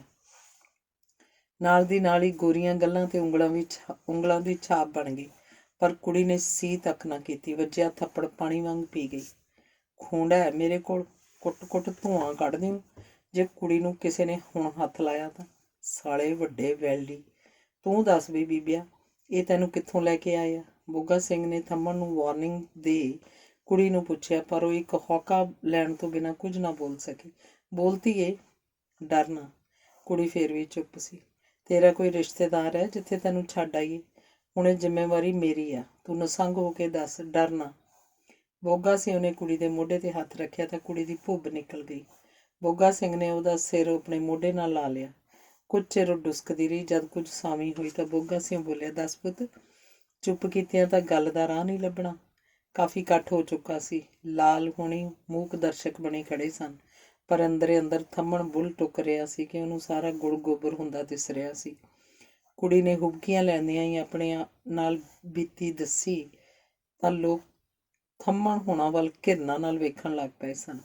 ਰਤਨੀ ਬੁੜੀ ਨੇ ਕੁੜੀ ਦਾ ਭਿੱਜਿਆ ਸਰੀਰ ਆਪਣੇ ਸਿਰ ਉਤਲੀ ਚਾਦਰ ਨਾਲ ਢੱਕ ਦਿੱਤਾ ਤਾਂ ਬੋਗਾ ਸਿੰਘ ਨੇ ਆਪਣੇ ਮੋਢੇ ਤੋਂ ਸਾਫਾ ਲਾ ਰਤਨੀ ਵੱਲ ਵਧਾ ਦਿੱਤਾ। ਕਿੰਨਾ ਚਿਰ ਕੋਈ ਨਹੀਂ ਬੋਲਿਆ। ਕੁੜੀ ਦੇ ਦੱਸਣ ਮੁਤਾਬਕ ਉਹਦਾ ਆਪਣਾ ਕੋਈ ਰਿਹਾ ਨਹੀਂ ਸੀ। ਅਖੀਰ ਬੋਗਾ ਸਿੰਘ ਨੂੰ ਹੀ ਮੂੰਹ ਖੋਲ੍ਹਣਾ ਪਿਆ। ਤੂੰ 2-4 ਦਿਨ ਸਾਡੇ ਕੋਲ ਰਹਿਤੀ ਏ, ਫਿਰ ਕੱਢਾਂਗੇ ਨਾ ਕੋਈ ਹੱਲ। ਦੱਸਦੇ ਆਂ ਕੈਂਪ ਵੀ ਲੱਗਿਆ ਉਜਾੜੇ ਵਾਲਿਆਂ ਲਈ। ਤਾਊ, ਇਹਨੂੰ ਥੰਮਣ ਦੇ ਤੋਰਨਾ, ਇਹਦੇ ਵਾਸਤੇ ਹੀ ਲੈ ਕੇ ਆਏ ਆਂ। ਮਾਨਾ ਜੇਰਾ ਜਿਹਾ ਕਰ ਆਖ ਗਿਆ। ਆਪਣੀ ਖੋਦੀ ਦਾੜੀ ਖੁਰਕੀ। ਬੋਗਾ ਸਿੰਘ ਉਹਨਾਂ ਵੱਲ ਅੱਖਾਂ ਗਹਿਰੀਆਂ ਜਿਹੀਆਂ ਕਰ ਝਾਕਿਆ, ਪਰ ਇਹ ਵੀ ਸੋਚ ਗਿਆ ਕਿ ਮਨਾ ਜਿਹੜਾ ਹੋਣਾ ਸੀ ਉਹ ਤਾਂ ਹੋ ਗਿਆ। ਜਦ ਕੁੜੀ ਦੇ ਹੁਣ ਕੋਈ ਅੱਗੇ ਪਿੱਛੇ ਹੈ ਹੀ ਨਹੀਂ ਹੈ, ਇਹਨੂੰ ਧੱਕਾ ਵੀ ਕਿੱਧਰ ਦੇਵਾਂਗੇ? ਕੈਂਪਾਂ 'ਚ ਕੀ ਬਣੂ ਵਿਚਾਰੀ ਗਊ ਦਾ? ਬੋਗਾ ਸਿੰਘ ਕਿੰਨਾ ਚਿਰ ਸੋਚਣ ਮਗਰੋਂ ਬੋਲਿਆ, ਰਤਨੀਏ ਤੇਰੀ ਕੀ ਰਾਏ ਆ? ਚਲੋ ਜੇ ਥੰਮਣ ਲਿਜਾਂਦਾ ਤਾਂ ਠੀਕ ਹੈ, ਪਰ ਕੁੜੀ ਨੂੰ ਖੱਜਲ ਖੁਆਰ ਨਾ ਕਰਨ। ਮੈਨੂੰ ਇਹਨਾਂ ਬਾਂਦਰਾਂ ਜਿਹਾਂ 'ਤੇ ਤੇਜਾ ਨਹੀਂ। ਰਤਨੀ ਬੋਲੀ, ਬੇਟੀ ਆਹ ਥੰਮਣ ਆ, ਹਰੀ ਪੱਗ ਵਾਲਾ, ਇਹਦੇ ਤੋਰ ਦਈਏ ਤੈਨੂੰ? ਹੋਰ ਤਾਂ ਹੁਣ ਕੋਈ ਰਾਹ ਨਹੀਂ ਸ਼ੇਰਾ। ਬੋਗਾ ਸਿੰਘ ਨੇ ਕੁੜੀ ਵੱਲ ਝਾਕ ਪੁੱਛਿਆ ਤਾਂ ਹਾਂ, ਇਹ ਠੀਕ ਆ ਦੀਆਂ ਆਵਾਜ਼ਾਂ ਆਈਆਂ, ਪਰ ਕੁੜੀ ਦਾ ਚਿਹਰਾ ਥੰਮਣ ਵੱਲ ਝਾਕ ਪੀਲਾ ਪੈਂਦਾ ਗਿਆ। ਉਹ ਜੇਰਾ ਘਰ ਆ ਗਈ, ਨਹੀਂ ਮੈਂ ਇਹਦੇ ਨਹੀਂ ਜਾਣਾ, ਇਹਨੇ ਹੀ ਮੇਰੇ ਰਿਸ਼ਤੇਦਾਰਾਂ ਦੇ ਕਤਲ ਕੀਤੇ ਆ। ਥਮਣ ਲੋਹਾ ਲਾਖਾ ਹੋ ਉਸ ਵੱਲ ਚਪੇੜ ਵੱਟ ਫੇਰ ਔਲਿਆ ਤਾਂ ਬੋਗਾ ਸਿਉ ਨੇ ਆਪਣਾ ਖੁੰਡਾ ਘੁਕਾ ਦਿੱਤਾ ਜੋ ਥੰਮਣ ਦੇ ਮੋਰਾਂ ਤੇ ਵੱਜਿਆ। ਮੈਂ ਤੈਨੂੰ ਕਾਕਾ ਪਹਿਲਾਂ ਹੀ ਵਰਜਿਆ, ਪਰ ਤੂੰ ਬਾਜ ਨਾ ਆਇਓ, ਬੋਗੇ ਨੇ ਆਖਿਆ। ਉਹ ਤੜੀ ਵਾਲਾ ਬੰਦਾ ਸੀ, ਉਹਦੇ ਕੀਤੇ ਫੈਸਲੇ ਪਿੰਡ ਵਾਲਿਆਂ ਲਈ ਲੋਹੇ ਤੇ ਲੀਕ ਹੁੰਦੇ ਸਨ। ਅੱਜ ਤੱਕ ਕਦੀ ਕਿਸੇ ਨੇ ਲੀਹ ਨਹੀਂ ਪਾੜੀ ਸੀ। ਪਹਿਲਾਂ ਤਾਂ ਕੁੜੀਏ ਤੂੰ ਆਪਣਾ ਨਾਂ ਦੱਸ ਕੀ ਆ? ਰਤਨੀ ਨੇ ਕੁੜੀ ਦੇ ਸਿਰ ਤੇ ਹੱਥ ਫੇਰਿਆ। ਨੂਰਾਂ ਐ ਬੇਬੇ, ਆਖ ਨੂਰਾਂ। ਰਤਨੀ ਦੇ ਗਲ ਲੱਗ ਗਈ। ਹੁਣ ਨੂਰਾਂ ਧੀਏ ਤੈਨੂੰ ਸਾਡੀ ਮੰਨਣੀ ਪਊ। ਤੇਰਾ ਕਿਸੇ ਟਿਕਾਣੇ ਬਿਨ ਤਾਂ ਗੁਜ਼ਾਰਾ ਹੋਣਾ ਨਹੀਂ। ਅੱਗੇ ਕਹੀ ਅੱਗ ਮੱਚੀ ਆ ਤੈਥੋਂ ਭੁੱਲ ਨਹੀਂ, ਤੂੰ ਆਪ ਉਹਦੀ ਲਪੇਟ 'ਚ ਆ ਗਈ ਓ। ਕੱਲੀ ਕਹਿਰੀ ਮੁਟਿਆਰ ਜਹਾਨ ਕਰੇਂਗੀ ਵੀ ਕੀ ਹੈ, ਦੱਸ ਭਲਾ। ਰਤਨੀ ਨੂਰਾਂ ਦੀ ਕੰਡ ਪਲੋਸਣ ਲੱਗ ਪਈ। ਨੂਰਾਂ ਕੋਈ ਉੱਤਰ ਨਾ ਦੇ ਸਕੀ। ਉਹ ਨਿਰਉੱਤਰ ਸੀ। ਇਉਂ ਤਾਂ ਧੀਏ ਸਰਨਾ ਨਹੀਂ, ਬੋਲਣਾ ਤਾਂ ਤੈਨੂੰ ਪਊ ਹੀ। ਹੁਣ ਤਾਂ ਸਾਰਾ ਪਿੰਡ ਜੁੜਿਆ, ਤੂੰ ਕਿਹੜਾ ਇਹਨਾਂ ਕੰਜਰਾਂ 'ਚੋਂ ਇੱਕ ਜਣੇ ਵੱਲ ਉਂਗਲ ਕਰ ਦੇ, ਫਿਰ ਅਸੀਂ ਜਾਣੀਏ ਸਾਡਾ ਕੰਮ ਜਾਣੇ। ਅਸੀਂ ਤੈਨੂੰ ਉਸੇ ਦੇ ਇੱਜ਼ਤ ਮਾਣ ਨਾਲ ਤੋਰਾਂਗੇ। ਇਹ ਜੰਮਾ ਸਾਡਾ ਨਹੀਂ। ਕੈਂਪਾਂ 'ਚ ਤਾਂ ਤੂੰ ਰੁਲ ਜਾਏਂਗੀ, ਤੇਰਾ ਵੱਟਿਆ ਹੀ ਕੁਛ ਨਹੀਂ ਜਾਣਾ। ਕਿਉਂ ਪਿੰਡ ਵਾਲਿਓ, ਮੈਂ ਠੀਕ ਕਿਹਾ? ਨੂਰਾਂ ਨੂੰ ਆਖ। ਬੋਗਾ ਸਿਉ ਨੇ ਲੋਕਾਂ ਤੋਂ ਵੀ ਸਹਿਮਤੀ ਲੈਣੀ ਚਾਹੀ। ਠੀਕ ਆ, ਹੋਰ ਇਹ ਗਰੀਬਣੀ ਕਰੂ ਵੀ ਕੀ, ਨਾਲੇ ਕਿਸੇ ਨਾ ਕਿਸੇ ਦੀ ਤਾਂ ਰੋਟੀ ਪੱਕਦੀ ਹੋਊ। ਭੀੜ 'ਚੋਂ ਕਈ ਆਵਾਜ਼ਾਂ ਆਈਆਂ। ਨੂਰਾਂ ਬੀਬੀ ਕਰ ਰੱਬ ਨੂੰ ਯਾਦ ਤੇ ਦੱਸ ਇਹਨਾਂ 'ਚੋਂ ਕਿਹਦੇ ਜਾਣਾ? ਫੈਸਲਾ ਤੇਰੇ ਹੱਥ ਆ, ਬੋਲ ਮੇਰੀ ਧੀ। ਰਤਨੀ ਨੇ ਆਖਿਆ ਤਾਂ ਨੂਰਾਂ ਚੁੱਪ ਧਾਰਿਆ ਨਹੀਂ ਸਰਨਾ ਬੱਚਿਆ। ਉਂਗਲ ਵੀ ਇਹਨਾਂ ਵੱਲ ਜੋ ਤੈਨੂੰ ਲੈ ਕੇ ਆਇਆ ਉੱਠੇ। ਰਤਨੀ ਨੇ ਫੇਰ ਆਖਿਆ ਤਾਂ ਨੂਰਾਂ ਦਾ ਚਾਰੇ ਬੰਨੇ ਧਿਆਨ ਗਿਆ। ਕਿੰਨਾ ਚਿਰ ਆਪਣੇ ਆਪ ਨਾਲ ਘੁਲਦੀ ਜਿਹੀ ਰਹੀ, ਫਿਰ ਨਜ਼ਰ ਤਿਲਕ ਦੀ ਲਾਲ ਤੇ ਜਾ ਟਿਕੀ। ਨੂਰਾਂ ਨੂੰ ਉਹ ਦੂਜਿਆਂ ਨਾਲੋਂ ਕੁਝ ਸਾਊ ਲੱਗਾ। ਨਹੀਂ, ਮੈਂ ਤਾਂ ਪਹਿਲਾਂ ਹੀ ਵਿਆਹਿਆ, ਮੈਂ ਨਹੀਂ ਰੱਖ ਸਕਦਾ। ਲਾਲ ਆਪਣੇ ਵੱਲ ਉੱਠੀ ਉਂਗਲ ਵੱਲ ਵੇਖ ਸਿਰ ਮਾਰ ਗਿਆ। ਇਹ ਤਾਂ ਪੁੱਤ ਮੇਰਿਆ ਉਸ ਵੇਲੇ ਸੋਚਣਾ ਸੀ ਜਦੋਂ ਇਹਨੂੰ ਲੈ ਕੇ ਆਏ ਸੀ, ਉਹ ਵੀ ਖੂਨ ਦੀ ਹੋਲੀ ਖੇਡ ਕੇ। ਮੈਨੂੰ ਇਉਂ ਵੀ ਦੱਸ, ਇਹ ਹੁਣ ਜਾਵੇ ਤਾਂ ਜਾਵੇ ਵੀ ਕਿੱਥੇ? ਬੋਗਾ ਸਿਉ ਲਾਲ ਦੇ ਸਿਰ ਤੇ ਖੁੰਡਾ ਲਈ ਖੜਾ ਸੀ। ਪਰ ਬਾਬਾ ਤੈਨੂੰ ਪਤਾ ਤਾਂ ਹੈ, ਮੈਂ ਲਾਲ ਦਾ ਇੱਕ ਮਨ ਤਾਂ ਕਰਦਾ ਸੀ ਕਿ ਇੰਨੀ ਸੋਹਣੀ ਕੁੜੀ ਲੈ ਜਾਵਾਂ, ਪਰ ਦੂਜੇ ਪਾਸੇ ਆਪਣੇ ਬਾਪੂ ਦਾ ਡਰ ਸਿਰ ਤੇ ਖੜਾ ਸੀ। ਕੁਛ ਨਹੀਂ ਹੁੰਦਾ, ਤੇਰੇ ਬਾਪੂ ਨੂੰ ਮੈਂ ਮਨਾਊਂ। ਤੇਰੇ ਘਰੋਂ ਵੀ ਸ਼ਾਮੋਂ ਭਲੀ ਕੁੜੀ ਆ, ਉਹਨੂੰ ਵੀ ਸਮਝਾ ਦੇਵਾਂਗੇ। ਹੋਰ ਦੱਸ। ਬੋਗਾ ਸਿਉ ਨੇ ਆਖ ਲਾਲ ਨੂੰ ਦੋ ਚਿੱਤੀ 'ਚ ਪਾ ਦਿੱਤਾ। ਪਰ ਥੰਮਣ ਦੀ ਹਿੱਕ ਤੇ ਸੱਪ ਲੱਟਣ ਲੱਗ ਪਿਆ। ਉਹ ਆਪਣਾ ਹੀ ਧੌਣ ਪਲੋਸਦਾ ਆਖ ਹੀ ਗਿਆ, ਬੁੜਿਆ ਮੇਰਾ ਘਰ ਵਸਦਾ ਹੋ ਜਾਊ, ਢੋਚਾ ਨਾ ਡਾ। ਤੂੰ ਸਾਰੀ ਖੇਡ ਖਿਲਾਰਤੀ ਕਿ ਝੂਠਾ? ਉਹਦੀਆਂ ਸੇਵੀਆਂ 'ਚ ਲੂਣ ਦੀ ਮੁੱਠ ਪੈ ਗਈ ਸੀ। ਇਹ ਹੁਣ ਫੈਸਲਾ ਆਪਣੇ ਹੱਥ ਨਹੀਂ ਰਹਿ ਗਿਆ ਕਾਕਾ, ਮਰਜ਼ੀ ਕੁੜੀ ਦੀ ਹੀ ਚੱਲੂ। ਹੁਣ ਇਹਦੇ ਨਾਲ ਧੱਕਾ ਨਹੀਂ ਹੋਣ ਦੇਣਾ, ਠੀਕ ਆ ਨਾ ਰਤਨ ਕੁਰੇ? ਠੀਕ ਆ ਭਾਈ ਜੀ, ਠੀਕ ਕਿਉਂ ਨਹੀਂ। ਚਲੋ ਆਪਾਂ 5-4 ਜਣੇ ਚੱਲਦੇ ਹਾਂ ਲਾਲ ਨਾਲ, ਆਖ ਰਤਨੀ ਨੇ ਨੂਰਾਂ ਦੀ ਉਂਗਲ ਫੜ ਲਈ। ਬੋਗਾ ਤੁਰਦਾ ਫਿਰ ਥੰਮਣ ਉਹਨਾਂ ਨੂੰ ਆ ਗਿਆ। ਤੁਸੀਂ ਸੁਣੋ ਇਹ ਛੋਰੋ, ਜੇ ਹੁਣ ਕਿਸੇ ਨੇ 3-5 ਕੀਤੀ ਤਾਂ ਆਪਣਾ ਪੜ੍ਹਿਆ ਵਿਚਾਰ ਲਿਓ। ਲਾਲ ਦਾ ਬਾਪੂ ਭਾਗ ਸਿਉਂ ਘਰੇ ਬੈਠਾ ਛਿੱਕਲੀ ਬਣਾ ਰਿਹਾ ਸੀ। 2 ਦਿਨ ਹੋ ਗਏ ਸਨ, ਕਟਰੂ ਖੁੱਲ੍ਹ ਕੇ ਮੱਝ ਚੁੰਘ ਜਾਂਦਾ ਸੀ। ਅੱਧੇ ਪਿੰਡ ਦੇ ਬਲਦਾਂ ਦੇ ਛਿੱਕਲੇ ਭਾਗ ਦੇ ਹੱਥਾਂ ਦੇ ਬਣਾਏ ਸਨ। ਗੋਪੀਆ ਜਾਂ ਘਮਾਣੀ ਵੀ ਲੋਕ ਉਸ ਤੋਂ ਹੀ ਬਣਵਾਉਂਦੇ। ਫੱਗਣ ਚੇਤ ਦੇ ਮਹੀਨੇ ਰੱਸੇ ਪੈੜੇ ਵਟਵਾਉਣ ਵਾਲਿਆਂ ਨੂੰ ਵੀ ਵਾਰੀ ਨਾ ਮਿਲਦੀ। ਉਹਦੀਆਂ ਵੱਟੀਆਂ ਲਾਸਾਂ ਲੋਕ ਸਕੀਰੀਆਂ 'ਚ ਭੇਜਦੇ। ਗੱਡਿਆਂ ਦੇ ਸਿਰ ਵੀ ਭਾਗ ਹੀ ਬੰਨ੍ਹਦਾ। ਆ ਵੀ ਚਾਚਾ ਬੋਗਾ ਸਿਆਂ, ਕਿਵੇਂ ਸੌਖਾ? ਨਾਲੇ ਆ ਸੱਥ ਵੱਲ ਕਾਹਦਾ ਰੌਲਾ ਪਈ ਜਾਂਦਾ ਹੈ? ਭਾਗ ਨੇ ਆਪਣੇ ਘਰੇ ਭਰੀ ਪੰਚਾਇਤ ਆਈ ਵੇਖ ਪੁੱਛਿਆ। ਉੜਦੀ ਜੀ ਨਜ਼ਰ ਰਤਨੀ ਤੇ ਨੂਰਾਂ ਤੇ ਵੀ ਮਾਰੀ। ਲਾਲ ਸਿੱਧਾ ਸਬਾਦ 'ਚ ਹੀ ਵੜ ਗਿਆ ਅਤੇ ਅੱਗੇ ਕੀ ਹੋਊ ਦੀਆਂ ਕਿਆਸਾਂ ਜਿਹੀਆਂ ਲਾਉਣ ਲੱਗ ਪਿਆ। ਬੋਗਾ ਕੁਝ ਬੋਲਦਾ, ਰਤਨੀ ਦੇ ਇਸ਼ਾਰੇ ਤੇ ਨੂਰਾਂ ਨੇ ਭਾਗ ਦੇ ਪੈਰ ਫੜ ਲਏ। ਸ਼ਾਮੋਂ ਲਾਲ ਦੇ ਘਰੇ ਭਾਂਡੇ ਮਾਂਜਦੀ ਉੱਠੀ ਤੇ ਆਪਣੀ ਸੁਆਹ ਨਾਲ ਲਿਬੜੇ ਹੱਥ ਝਾੜਦੀ ਬੋਗਾ ਸਿਉਂ ਤੇ ਰਤਨੀ ਵੱਲ ਪੈਰੀਂ ਹੱਥ ਲਾਉਣ ਲਈ ਔਲੀ। ਜੇ ਕੋਈ ਵਹੁਟੀ ਰਤਨੀ ਬੁੜੀ ਦੇ ਪੈਰੀਂ ਹੱਥ ਲਾਉਣੋਂ ਭੁੱਲ ਵੀ ਜਾਂਦੀ ਸੀ ਤਾਂ ਰਤਨੀ ਬੁਰੇ ਦੇ ਘਰ ਤੱਕ ਜਾਂਦੀ ਸੀ। ਪਿੰਡ 'ਚ ਗੜਕੇ ਵਾਲੀ ਬੁੜੀ ਸੀ ਰਤਨੀ। ਤੂੰ ਵੀ ਬਹਿ ਜਾ ਕੁੜੀਏ। ਬੋਗਾ ਸਿਉਂ ਨੇ ਪੈਰੀਂ ਹੱਥ ਲਾ ਕੇ ਪਾਸਾ ਵੱਟ ਚੱਲੀ ਸ਼ਾਮੋਂ ਨੂੰ ਆਖਿਆ। ਕਿਵੇਂ ਸੁੱਖ ਤਾਂ ਹੈ? ਭਾਗ ਦੇ ਦਿਮਾਗ ਤੇ ਜ਼ੋਰ ਦੇਣ ਤੇ ਵੀ ਕੁਝ ਪੱਲੇ ਨਹੀਂ ਪੈ ਰਿਹਾ ਸੀ। ਪਿੰਡ 'ਚ ਢੋਲ ਵੱਜੇ ਪਏ ਆ, ਤੂੰ ਬੇਖਬਰਾਈ ਆ ਵੇ। ਰਤਨੀ ਨੇ ਆਖਿਆ ਤਾਂ ਭਾਗ ਨੇ ਅੱਧ ਬੁਣੀ ਜੀ ਛੱਕਲੀ ਰੱਖ ਸਿਰ ਝੁਕਾਇਆ। ਤਖਤੇ ਭੇੜੇ ਸੀ ਸਾਡੇ ਤਾਂ ਸਾਨ ਫਿਰਦਾ ਸੀ ਇੱਧਰ। ਚਾਚਾ ਬੁੱਗਾ ਸਿੰਘ ਗੱਲ ਹੈ ਕੀ ਵਿੱਚੋਂ? ਨਾ ਕੋਈ ਸਾਡਾ ਸੱਥ ਵੱਲ ਗਿਆ ਨਾ ਆਇਆ। ਕੋਈ ਲਾਲ ਨੇ ਤਾਂ ਪੰਗਾ ਨਹੀਂ ਪਾਤਾ ਜਿਹੜਾ ਅੰਦਰ ਜਾ ਬੈਠਾ ਹੈ। ਬਸ ਹੈ ਹੀ ਸਮਝ ਪੰਗਾ ਛੋਰਾਂ ਤੋਂ ਵੱਡਾ ਹੀ ਪੈ ਗਿਆ। ਆਖ ਬੁੱਗਾ ਸਿੰਘ ਨੇ ਸਾਰੀ ਕਹਾਣੀ ਖੋਲ੍ਹਤੀ ਤਾਂ ਭਾਗ ਦਾ ਮੂੰਹ ਖੁੱਲ੍ਹੇ ਦਾ ਖੁੱਲ੍ਹਾ ਹੀ ਰਹਿ ਗਿਆ। ਤੂੰ ਕਮਲਾ ਹੋਇਆ ਚਾਚਾ, ਇਹ ਕਿਵੇਂ ਹੋ ਜੂ? ਇਹ ਵਿਆਹਿਆ ਵਰਿਆ ਮੁੰਡਾ ਸੁੱਖ ਨਾਲ ਰੁੜਿਆ ਫਿਰਦਾ ਹੈ, ਮੈਂ ਸ਼ਾਮ ਕੌਰ ਲਈ ਕੰਡੇ ਕਿਵੇਂ ਬੀਜਦਿਆਂ? ਭਾਗ ਨੇ ਸੱਜੇ ਖੱਬੇ ਸਿਰ ਮਾਰਦਿਆਂ ਆਖਿਆ। ਸ਼ਾਮੋ ਬੈਠੀ ਸਾਰੀ ਗੱਲ ਧਿਆਨ ਨਾਲ ਸੁਣ ਰਹੀ ਸੀ ਤੇ ਨੂਰਾਂ ਦੀ ਭੋਲੀ ਭਾਲੀ ਸੂਰਤ ਵੱਲ ਵੀ ਵੇਖ ਰਹੀ ਸੀ। ਲਾਲ ਤੇ ਗੁੱਸਾ ਵੀ ਆ ਰਿਹਾ ਸੀ, ਨੂਰਾਂ ਤੇ ਤਰਸ ਵੀ। ਸ਼ਾਮੋ ਨੂੰ ਸਾਰੀ ਗਲੀ ਗੁਆਂਢ ਵਾਲੇ ਭਗਤ ਨਹੀਂ ਕਹਿੰਦੇ ਸਨ। ਉਹ ਤਾਂ ਕਿਸੇ ਦੇ ਕੰਡਾ ਵੱਜਿਆ ਨਹੀਂ ਜਰ ਸਕਦੀ ਸੀ। ਕਿਸੇ ਦਾ ਮਾਮੂਲੀ ਜਿਹਾ ਦੁੱਖ ਵੀ ਉਹਨੂੰ ਰਵਾ ਜਾਂਦਾ ਸੀ। ਨੂਰਾਂ ਦੀ ਰਾਮ ਕਹਾਣੀ ਸੁਣ ਤਾਂ ਉਹ ਵਿਲੁੰਦਰੀ ਗਈ ਸੀ। ਸਾਰੇ ਜਣੇ ਭਾਗ ਦੇ ਉੱਤਰ ਦੀ ਉਡੀਕ 'ਚ ਸਨ, ਪਰ ਭਾਗ ਚੁੱਪ ਸੀ। ਸ਼ਾਮੋ ਨੇ ਆਪਣੇ ਸਿਰ ਦਾ ਲੀੜਾ ਚੰਗੀ ਤਰ੍ਹਾਂ ਠੀਕ ਕੀਤਾ, ਆਪਣਾ ਘੁੰਡ ਸਵਾਰਿਆ ਤੇ ਇਹ ਆਖ ਸਾਰਿਆਂ ਦੇ ਦੰਦ ਜੋੜ ਦਿੱਤੇ। ਬਾਬਾ ਜੀ, ਜਿੱਥੇ ਮੈਂ ਰੋਟੀ ਖਾਈ ਜਾਊਂ ਇਹ ਖਾਈ ਜਾਊ। ਹੁਣ ਧੱਕਾ ਥੋੜ੍ਹਾ ਦੇਣਾ, ਅੱਗੇ ਤੁਹਾਡੀ ਮਰਜ਼ੀ ਆ ਸਿਆਣਿਆਂ ਦੀ। ਪਰ ਧੀਏ, ਭਾਗ ਉਸ ਵੱਲ ਝਾਕਿਆ। ਹੀਰੇ ਅਰਗੀ ਕੁੜੀ ਆ, ਭਾਗ ਸਿਆਂ ਰੁਲ ਜਾਊ। ਸੋਚਣ ਵਾਲੀ ਕਿਹੜੀ ਗੱਲ ਆ, ਦੱਸ ਭਲਾ, ਰਤਨੀ ਬੋਲੀ। ਭਾਗ ਜਿਵੇਂ ਡੂੰਘੀ ਸੋਚ ਵਿੱਚੋਂ ਨਿਕਲਿਆ। ਇਹ ਗੱਲ ਕੋਈ ਛੋਟੀ ਮੋਟੀ ਗੱਲ ਨਹੀਂ ਰਤਨ ਕੁਰੇ। ਸ਼ਾਮ ਕੁਰ ਤਾਂ ਜਵਾਕਾਂ ਵਾਲੀ ਗੱਲ ਕਰ ਗਈ ਆ। ਇਹ ਵਿਚਾਰੀ ਅੱਗੇ ਆਉਣ ਵਾਲੇ ਨਤੀਜਿਆਂ ਬਾਰੇ ਕੀ ਜਾਣੇ। ਨਾਲੇ ਮੈਂ ਜਾਣਦਾ ਭੁੱਲ ਸੋਥੋਂ ਵੀ ਨਹੀਂ, ਸਾਡਾ ਛੋਰ ਹੱਦੋਂ ਵੱਧ ਨਲਾਇਕ ਆ। ਕਰਤਾਰਾ ਐਵੇਂ ਨਹੀਂ ਅੱਡ ਹੋਇਆ, ਇਹਦੀਆਂ ਕਰਤੂਤਾਂ ਨਾਲ ਹੀ ਹੋਇਆ। ਇੰਨਾ ਸਾਊ ਛੋਰ ਮੈਂ ਵਾੜੇ 'ਚ ਤਾਤਾ। ਬਸ ਢਕੀ ਰਿੱਝਣ ਦਿਓ, ਭਾਗ ਸਿਉਂ ਬੋਲਿਆ। ਉਹ ਆਪਣੇ ਆਪ ਨੂੰ ਕੜਿੱਕੀ 'ਚ ਫਸਿਆ ਮਹਿਸੂਸ ਕਰ ਰਿਹਾ ਸੀ। ਨਾ ਜਦੋਂ ਇਹ ਭੜੂਏ ਖੋਹ ਕੇ ਲਿਆਏ ਸੀ, ਇਹਨਾਂ ਇਹ ਸੋਚੀ ਸੀ ਵੀ ਜਿਹੜੀ ਤੂੰ ਸੋਚੀ ਜਾਂਦਾ। ਸਰਾਫ ਨਾ ਮਾਰੂ ਇਸ ਗਰੀਬਣੀ ਦਾ, ਐਂ ਧੱਕਾ ਦਿਓਗੇ ਤਾਂ। ਇੱਕ ਹੋਰ ਆਵਾਜ਼ ਆਈ।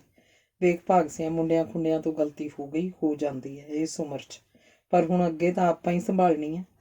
ਬੋਗਾ ਸਮਝੌਤੀਆਂ ਦੇਣ ਲੱਗ ਪਿਆ। ਰਤਨੀ ਨੇ ਵੀ ਕਈ ਉਦਾਹਰਨਾਂ ਦਿੱਤੀਆਂ। ਚਲੋ ਠੀਕ ਆ ਬਈ, ਜਿਵੇਂ ਤੁਹਾਡੀ ਸਾਰਿਆਂ ਦੀ ਰਜ਼ਾ। ਮੈਂ ਕੋਈ ਨਾਬਰ ਹਾਂ ਤੁਹਾਡੇ ਤੋਂ? ਆਖ ਭਾਗ ਨੇ ਆਪਣੀ ਜੇਬ 'ਚੋਂ ਖਸਤਾ ਜਿਹੀ ਹਾਲਤ ਦੀ ਠਾਠੀ ਕੱਢੀ ਤੇ ਉਹਦੀਆਂ ਤਹਿਆਂ ਖੋਲ 1 ਰੁਪਈਏ ਦਾ ਨੋਟ ਕੱਢ ਨੂਰਾਂ ਦੇ ਹੱਥ ਤੇ ਧਰਤਾ। ਉਹਦਾ ਸਿਰ ਪਲੋਸਤਾ। ਸ਼ਾਮੋ ਨੂਰਾਂ ਨੂੰ ਆਪਣੇ ਮੋਢੇ ਲਾ ਅੰਦਰ ਲੈ ਗਈ। ਰਤਨੀ ਆਪ ਹਿੰਮਤ ਕਰ ਚਟੂਰੇ 'ਚੋਂ ਸਾਰਿਆਂ ਲਈ ਲੱਸੀ ਲੈ ਆਈ।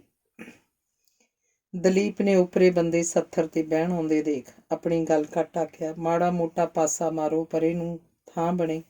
ਆਖੋ ਆਪ ਵੀ ਪਰੇ ਨੂੰ ਖਿਸਕ ਗਿਆ। ਆਉਣ ਵਾਲੇ ਬੰਦੇ ਫਤਿਹ ਬੁਲਾ ਬੈਠ ਗਏ। ਇੱਕ ਗੁਆਂਢੀ ਪਿੰਡ ਦੇ ਸਨ। ਇੱਕ ਦੇ ਹੱਥ 'ਚ ਲਪੇਟ ਕੇ ਅਖਬਾਰ ਫੜਿਆ ਸੀ। ਗੱਲ ਕੀ ਬਣ ਗਈ ਚਰਨ ਸਿਉਂ ਨੂੰ? ਉਹਨਾਂ 'ਚ ਇੱਕ ਬੋਲਿਆ। ਉਹਨੇ ਆਪਣੀਆਂ ਐਨਕਾਂ ਲਾ ਕੇ ਅੱਖਾਂ ਦੀਆਂ ਮਲੀਆਂ।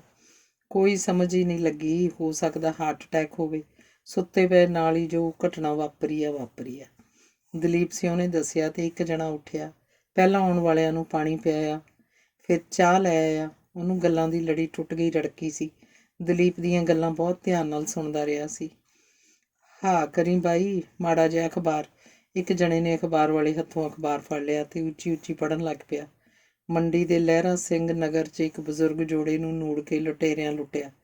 ਬਜ਼ੁਰਗ ਜੋੜੇ ਦੀਆਂ ਅੱਖਾਂ 'ਚ ਮੋਤੀਆ ਬਿੰਦ ਕਰਕੇ ਸ਼ਕਲਾਂ ਦੱਸਣ ਤੋਂ ਅਸਮਰਥ। ਕਰਜ਼ੇ ਦੇ ਸਤਾਏ 2 ਕਿਸਾਨਾਂ ਵੱਲੋਂ ਖੁਦਕੁਸ਼ੀ। ਇੱਕ ਨੇ ਖੇਤ ਟਾਹਲੀ ਨਾਲ ਲਿਆ ਫਾਹਾ, ਦੂਜੇ ਦੀ ਛੱਤ ਤੇ ਦੇ ਪੱਖੇ ਨਾਲ ਲਟਕਦੀ ਮਿਲੀ ਲਾਸ਼। ਚਿੱਟੇ ਨੇ ਲਈ 2 ਨੌਜਵਾਨਾਂ ਦੀ ਜਾਨ। ਮਰਨ ਵਾਲੇ ਸਨ ਮਾਪਿਆਂ ਦੇ ਇਕੱਲੇ ਇਕੱਲੇ ਪੁੱਤ। ਰੱਖਦੇ ਸ਼ੇਰਾ ਅਖਬਾਰ ਲਪੇਟ ਕੇ। ਅੱਜ ਕੱਲ੍ਹ ਤਾਂ ਮੇਨ ਸੁਰਖੀਆਂ ਹੀ ਇਹੋ ਬਣਦੀਆਂ। ਮੈਂ ਤਾਂ ਅਖਬਾਰ ਪੜ੍ਹਨਾ ਹੀ ਛੱਡਤਾ। ਦਿਲ ਹੀ ਖਰਾਬ ਹੁੰਦਾ ਪੜ੍ਹ ਕੇ। ਚੱਜ ਦੀ ਤਾਂ ਖਬਰ ਕੋਈ ਹੁੰਦੀ ਨਹੀਂ ਵਿੱਚ, ਦਲੀਪ ਨੇ ਆਖਿਆ। ਉਹਨੂੰ ਕਿਸੇ ਵੇਲੇ ਚਰਨ ਨੇ ਹੀ ਪੜ੍ਹਾਇਆ ਸੀ।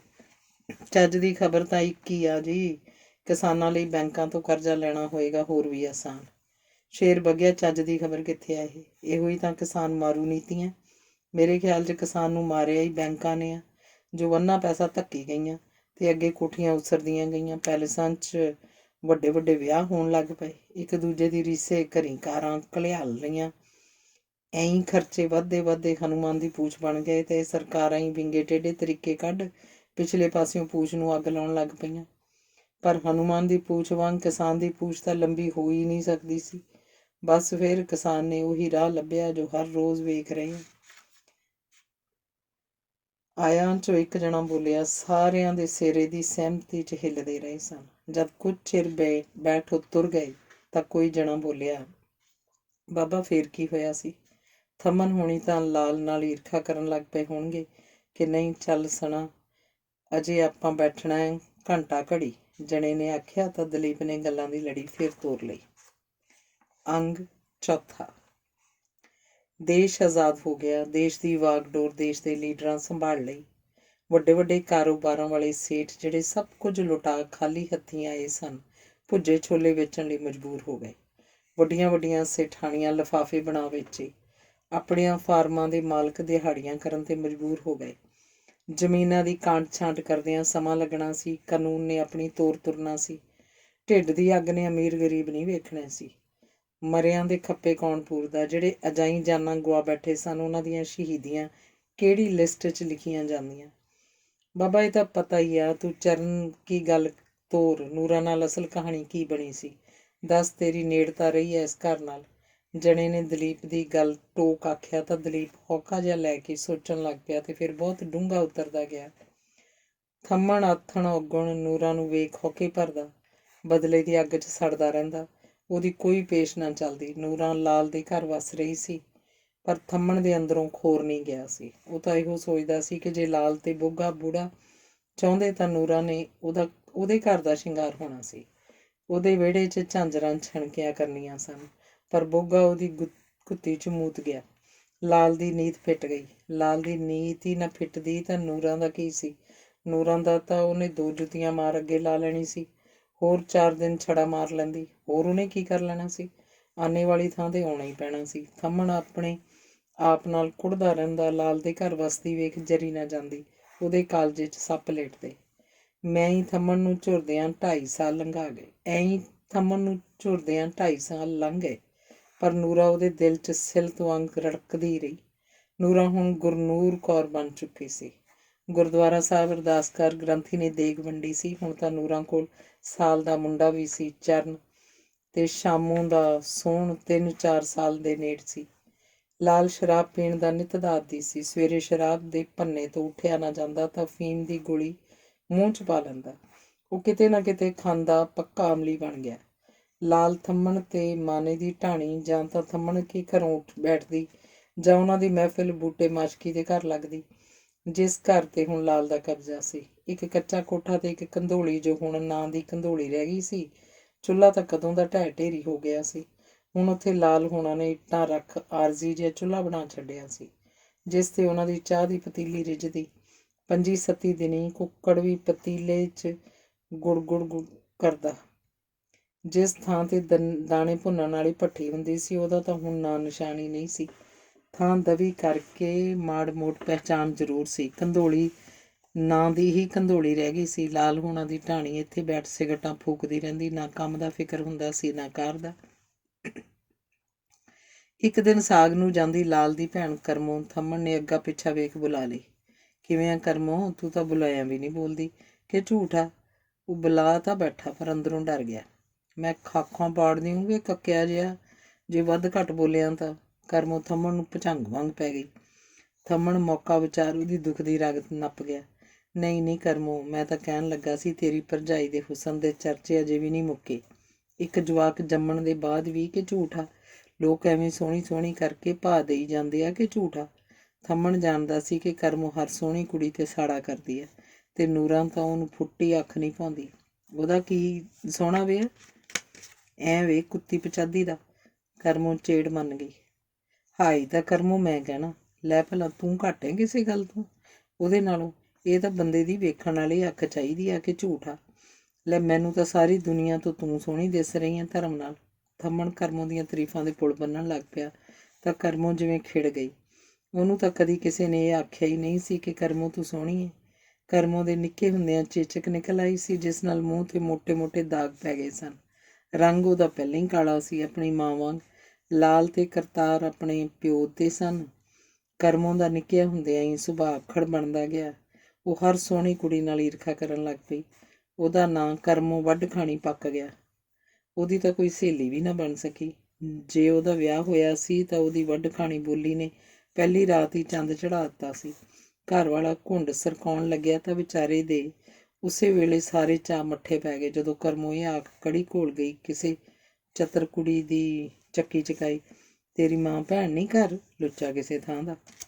ਇਹ ਸੁਣ ਕਰਮੋਂ ਦਾ ਪ੍ਰਾਹੁਣਾ ਠਾਂ ਤਾਂ ਝਾਕਣ ਲੱਗ ਪਿਆ। ਉਸ ਵਿਚਾਰੇ ਦਾ ਸਾਰਾ ਚਾਈ ਮੱਠਾ ਪੈ ਗਿਆ ਤੇ ਉੱਤੋਂ ਕਰਮੋਂ ਦੀ ਸ਼ਕਲ ਵੇਖ ਤਹਿ ਹੀ ਲੱਗ ਗਈ। ਕਰਮੋਂ 3 ਰਾਤਾਂ ਰਹੀ ਪਰ ਉਹ ਸਾਊ ਲੋਕ ਘਰੇ ਹੀ ਨਾ ਵੜਿਆ। ਆਪਣੇ ਮਾਂ ਪਿਓ ਨਾਲ ਗੱਲ ਕੀਤੀ ਤਾਂ ਉਹ ਤਾਂ ਵਿਚੋਲੇ ਤੋਂ ਪਹਿਲਾਂ ਹੀ ਉਬੜੇ ਫਿਰਦੇ ਸੀ। ਵਿਚੋਲਾ ਖਬਰੇ ਉਹਨਾਂ ਨਾਲ ਕੀ ਦੁਸ਼ਮਣੀ ਕੱਢ ਗਿਆ ਸੀ। ਉਹਨਾਂ ਛੇਤੀ ਆਪਣਾ ਖਹਿੜਾ ਛੁਡਵਾ ਲਿਆ ਤੇ ਇਸ ਵਿਆਹ ਦੀ ਟੁੱਟਣ ਖੁੱਟ ਹੋ ਗਈ। ਬਾਬਾ ਜੀ ਕਹਿੰਦੇ ਆ ਹੋਰ ਕਿਤੇ ਥਾਂ ਵੇਖ ਲੈਂਦੇ ਆ, ਉਹ ਤਾਂ ਜੋ ਹੋਣਾ ਸੀ ਹੋ ਗਿਆ। ਹੁਣ ਸਿਆਣੀ ਬਣੀ, ਧੀਆਂ ਘਰ ਥੋੜ੍ਹੋ ਰੱਖ ਹੁੰਦੀਆਂ। ਸ਼ਾਮੋ ਨੇ ਉਸ ਟੁੱਟ ਨਖੁੱਟ ਤੋਂ ਬਾਅਦ ਕਰਮੋਂ ਨੂੰ ਸਮਝਾਇਆ। ਭਾਗ ਨੇ ਵੀ ਗੱਲੀਂ ਬਾਤੀ ਆਖਿਆ ਪਰ ਕਰਮੋਂ ਦੇ ਅੱਖੜ ਸੁਭਾਅ ਅੱਗੇ ਕਿਸੇ ਦੀ ਪੇਸ਼ ਨਾ ਗਈ। ਉਹਨੇ ਗਧੋਂ ਵਾਲੀ ਅੜੀ ਫੜ ਲਈ। ਘਰ ਦੇ ਹੰਬ ਹਾਰ ਕਹਿਣੋਂ ਹੀ ਹਟ ਗਏ। ਸੋਚਿਆ ਜੇ ਦੂਜੇ ਥਾਂ ਵਿਆਹੀ ਵੀ ਘਰੇ ਆ ਬੈਠੀ ਤਾਂ ਉਦੋਂ ਬਦਨਾਮੀ ਐਂ ਠੀਕ ਆ। ਕਰਮੋਂ ਥੰਮਣ ਤੋਂ ਨੂਰਾਂ ਦੀ ਤਾਰੀਫ ਸੁਣ ਭੁੜਕ ਤਾਂ ਪਈ ਸੀ ਪਰ ਆਪਣੀ ਤਾਰੀਫ ਸੁਣ ਮੋਮਬੱਤੀ ਵਾਂਗ ਪਿਘਲਦੀ ਤੁਰੀ ਗਈ। ਫੁੱਲ ਕੇ ਕੁੱਪਾ ਹੋ ਗਈ। ਸਰੀਰ ਚੋਂ ਕੜਾਕੇ ਜਿਹੇ ਨਿਕਲੇ ਜਿਵੇਂ ਭੁੱਬੜ 'ਚ ਛੱਲੀ ਭੁੱਜ ਰਹੀ ਹੋਵੇ। ਸਹੁੰ ਖਾ ਮੈਂ ਸੋਹਣੀ ਆ, ਤੂੰ ਤਾਂ ਕਹਿੰਦਾ ਸੀ ਨੂਰਾਂ ਸੋਹਣੀ ਆ। ਉਹ ਮੁਸਲੀ ਤੇਰੀ ਕਿੱਥੇ ਰੀਸ ਕਰੂ ਕਿ ਝੂਠਾ। ਗੋਰਾ ਰੰਗ ਚੱਟਣਾ, ਅਕਲ ਵੀ ਤਾਂ ਚਾਹੀਦੀ ਆ ਭੋਰਾ ਜੋ ਤੇਰੇ 'ਚ ਆ। ਨਾਲੇ ਮੈਨੂੰ ਤਾਂ ਤੂੰ ਪਰੀਆਂ ਵਰਗੀ ਲੱਗਦੀ ਆ ਕਿ ਝੂਠਾ। ਹਾਂ, ਪਹਿਲਾਂ ਤੈਥੋਂ ਡਰਦਾ ਕਦੀ ਆਖ ਨਹੀਂ ਸਕਿਆ ਦਿਲ ਦੀ ਗੱਲ, ਸਹੁੰ ਲੱਗੇ ਵੱਡੇ ਮਹਾਰਾਜ ਦੀ। ਥੰਮਣ ਨੇ ਆਖਿਆ ਤਾਂ ਕਰਮੋਂ ਦੀ ਝੋਲੀ 'ਚ ਕਿਰੇ ਬੇਰ ਵਾਂਗ ਆ ਡਿੱਗੀ ਤੇ ਉਸ ਦਿਨ ਤੋਂ ਹੀ ਉਹਨਾਂ ਦੀ ਗੰਦੀ ਖੇਡ ਚਾਲੂ ਹੋ ਗਈ। ਥੰਮਣ ਹੀ ਸੀ ਜਿਹੜਾ ਕਰਮੋਂ ਅਥਰੀ ਘੋੜੀ ਤੇ ਕਾਠੀ ਪਾਈ ਫਿਰਦਾ ਸੀ। ਸ਼ਾਮੋ ਤੇ ਨੂਰਾਂ ਸਕੀਆਂ ਭੈਣਾਂ ਵਾਂਗ ਰਹਿੰਦੀਆਂ ਸਨ। ਕੋਈ ਤੇਰ ਮੇਰ ਨਹੀਂ ਸੀ। ਪਹਿਲਾਂ ਤਾਂ ਨੂਰਾਂ ਨੂੰ ਲੁਕ ਛਿਪ ਕੇ ਦਿਨ ਕੱਟਣੇ ਪੈਂਦੇ ਸਨ। ਨਾਜਰ ਖੋਜੀ ਨੇ ਕਈ ਵਾਰ ਚੁਗਲੀ ਕਰਕੇ ਪੁਲਿਸ ਵੀ ਪਵਾਈ ਸੀ। ਕਈ ਥਾਵਾਂ ਤੋਂ ਪੁਲਿਸ ਨੇ ਮੁਸਲਮਾਨਾਂ ਦੀਆਂ ਕੁੜੀਆਂ ਬਰਾਮਦ ਕਰਕੇ ਉਹਨਾਂ ਦੇ ਵਾਰਸਾਂ ਤੱਕ ਪੁੱਛਦੀਆਂ ਵੀ ਕੀਤੀਆਂ ਸਨ। ਕਈਆਂ ਨੂੰ ਕੈਂਪਾਂ 'ਚ ਵਾੜਿਆ ਸੀ। ਨੂਰਾਂ ਬਚੀ ਆਈ ਸੀ। ਦਿਨ ਲੰਘਦੇ ਗਏ ਸਨ। ਨੂਰਾਂ ਦਾ ਇਸ ਘਰ ਨਾਲ ਮੋਹ ਪੈ ਗਿਆ ਸੀ। ਪੁਰਾਣੀਆਂ ਯਾਦਾਂ ਸਿਰ ਚੱਕਦੀਆਂ ਸਨ ਤਾਂ ਜ਼ਖਮ ਤਾਂ ਰਿਸ਼ਤੇ, ਪਰ ਚਰਨ ਦੀ ਤੋਤਲੀ ਜ਼ੁਬਾਨ ਸਾਰੇ ਦੁੱਖ ਦੂਰ ਕਰ ਦਿੰਦੀ। ਕਰਮੋਂ ਨੂਰਾਂ ਨੂੰ ਮੁਸਲੀ ਤੋਂ ਬਿਨਾਂ ਗੱਲ ਨਾ ਕਰਦੀ। ਕੁੱਤੀ ਮੁਸਲੀ ਤਾਂ ਜਿਵੇਂ ਉਹਦੀ ਜ਼ਬਾਨ 'ਤੇ ਪਿਆ ਹੀ ਹੁੰਦਾ ਸੀ। ਪਰ ਨੂਰਾਂ ਉਹਦਾ ਹਰ ਬਾਣ ਹਾਸੇ 'ਚ ਟਾਲ ਜਾਂਦੀ। ਇਹਨਾਂ ਦਿਨਾਂ ਵਿੱਚ ਹੀ ਭਾਗ ਦੀ ਮੌਤ ਹੋ ਗਈ। ਭਾਗ ਨਹਾਉਣ ਲੱਗਾ ਪਟੜੇ ਤੋਂ ਤਿਲਕ ਗਿਆ। ਪਟੜੇ ਦੀ ਈਸੀ ਸਿਰ 'ਚ ਇਹੋ ਜਿਹੀ ਥਾਂ ਵੱਜੀ ਦੂਜਾ ਸਾਹ ਹੀ ਨਾ ਆਇਆ। ਨਾਲ ਦੀ ਨਾਲ ਹੀ ਪ੍ਰਾਣ ਪੰਖੇ ਰੁੜ ਗਏ। ਘੱਟ ਪਹਿਲਾਂ ਵੀ ਨਹੀਂ ਸੀ ਪਰ ਭਾਗ ਦੀ ਮੌਤ ਤੋਂ ਬਾਅਦ ਤਾਂ ਲਾਲ ਦੀਆਂ ਵਾਗਾਂ ਆਪ ਮੁਹਾਰੇ ਹੋ ਗਈਆਂ। ਜੋ ਮਾੜਾ ਮੋਟਾ ਪਹਿਲਾਂ ਪਿਓ ਦਾ ਡਰ ਸੀ ਉਹ ਚੱਕਿਆ ਗਿਆ। ਸ਼ਾਮੋਂ ਨੂੰ ਉਹ ਦਿਵਾਲੀ ਨਹੀਂ ਸੀ। ਕਰਤਾਰੇ ਨੇ ਜਿਵੇਂ ਆਖਣ ਦੀ ਸਹੁੰ ਹੀ ਪਾ ਲਈ ਸੀ। ਨੂਰਾਂ ਵੀ ਸਿਰ ਦੀਆਂ ਠੀਕਰੀਆਂ ਭੰਨ ਹਟੀ ਸੀ ਪਰ ਉਹ ਵਿਗੜਦਾ ਹੀ ਗਿਆ। ਉਹਨਾਂ ਦੀਆਂ ਦਿੱਤੀਆਂ ਮੱਤਾਂ ਥੰਦੇ ਘੜੇ ਦੇ ਪਾਣੀ ਹੋ ਨਿਬੜੀਆਂ। ਲਾਲ ਅਫੀਮ ਤਾਂ ਖਾਂਦਾ ਹੀ ਸੀ, ਉਹ ਵੇਚਣ ਵੀ ਲੱਗ ਪਿਆ। ਪੰਜਾਬ 'ਚ ਅਫੀਮ ਦੇ ਠੇਕੇ ਸਾਨੂੰ ਠੇਕੇ ਤੋਂ ਲਿਆ ਕੇ ਵੇਚਦਾ, ਕੱਚੀ ਲਿਆ ਕੇ ਘਰੇ ਪਕਾਉਂਦਾ, ਕੜਾਹੀ ਚੜ੍ਹੀ ਰਹਿੰਦੀ ਸੀ। ਪਿੰਡ ਦੇ ਕਈ ਮੁੰਡੇ ਅਫੀਮ ਖਾਣ ਗਿੱਝ ਗਏ ਸਨ। ਇੱਕ ਦਿਨ ਨੂਰਾਂ ਵਾੜੇ 'ਚੋਂ ਪਾਥੀਆਂ ਦਾ ਟੋਕਰਾ ਲੈਣ ਗਈ ਤਾਂ ਜੀ ਕੀਤਾ ਉਹ ਸੰਤੋ ਨੂੰ ਵੀ ਮਿਲ ਹੀ ਜਾਵੇ। ਕਰਤਾਰੇ ਦੇ ਘਰ ਤੇ ਲਾਲ ਦੇ ਵਾੜੇ ਨੂੰ ਕੰਧ ਵੱਖ ਕਰਦੀ ਸੀ। ਨੂਰਾਂ ਵਾੜੇ 'ਚ ਖਾਲੀ ਟੋਕਰਾ ਰੱਖ ਮੁੜਨ ਹੀ ਲੱਗੀ ਸੀ ਕਿ ਤੂੜੀ ਵਾਲੇ ਕੋਠੇ 'ਚੋਂ ਥੰਮਣ ਤੇ ਕਰਮੋਂ ਹਨੇਰੀ ਵਾਂਗ ਨਿਕਲੇ। ਨੂਰਾਂ ਦੇ ਕੋਲ ਦੀ ਥੰਮਣ ਆਪਣੇ ਚਾਦਰੇ ਦਾ ਲੜ ਸੂਤ ਕਰਦਾ ਝੂਠ ਵੱਟ ਗਿਆ। ਨੂਰਾਂ ਕਰਮੋਂ ਵੱਲ ਝਾਕੀ, ਗੁੱਤ ਤੂੜੀ ਨਾਲ ਲਿਬੜੀ, ਲੁਕਦੀ ਵੀ ਕਿਵੇਂ। ਨੂਰਾਂ ਤਾਂ ਜਿਵੇਂ ਧਰਤੀ 'ਚ ਹੀ ਗੱਡੀ ਗਈ। ਸਰੀਰ ਸੁੰਨ ਹੋ ਗਿਆ। ਇਹ ਤਾਂ ਉਹ ਸੋਚ ਹੀ ਨਹੀਂ ਸੀ ਸਕਦੀ ਕਿ ਕਰਮੋਂ ਇੱਥੋਂ ਤੱਕ ਗਿਰ ਸਕਦੀ ਹੈ।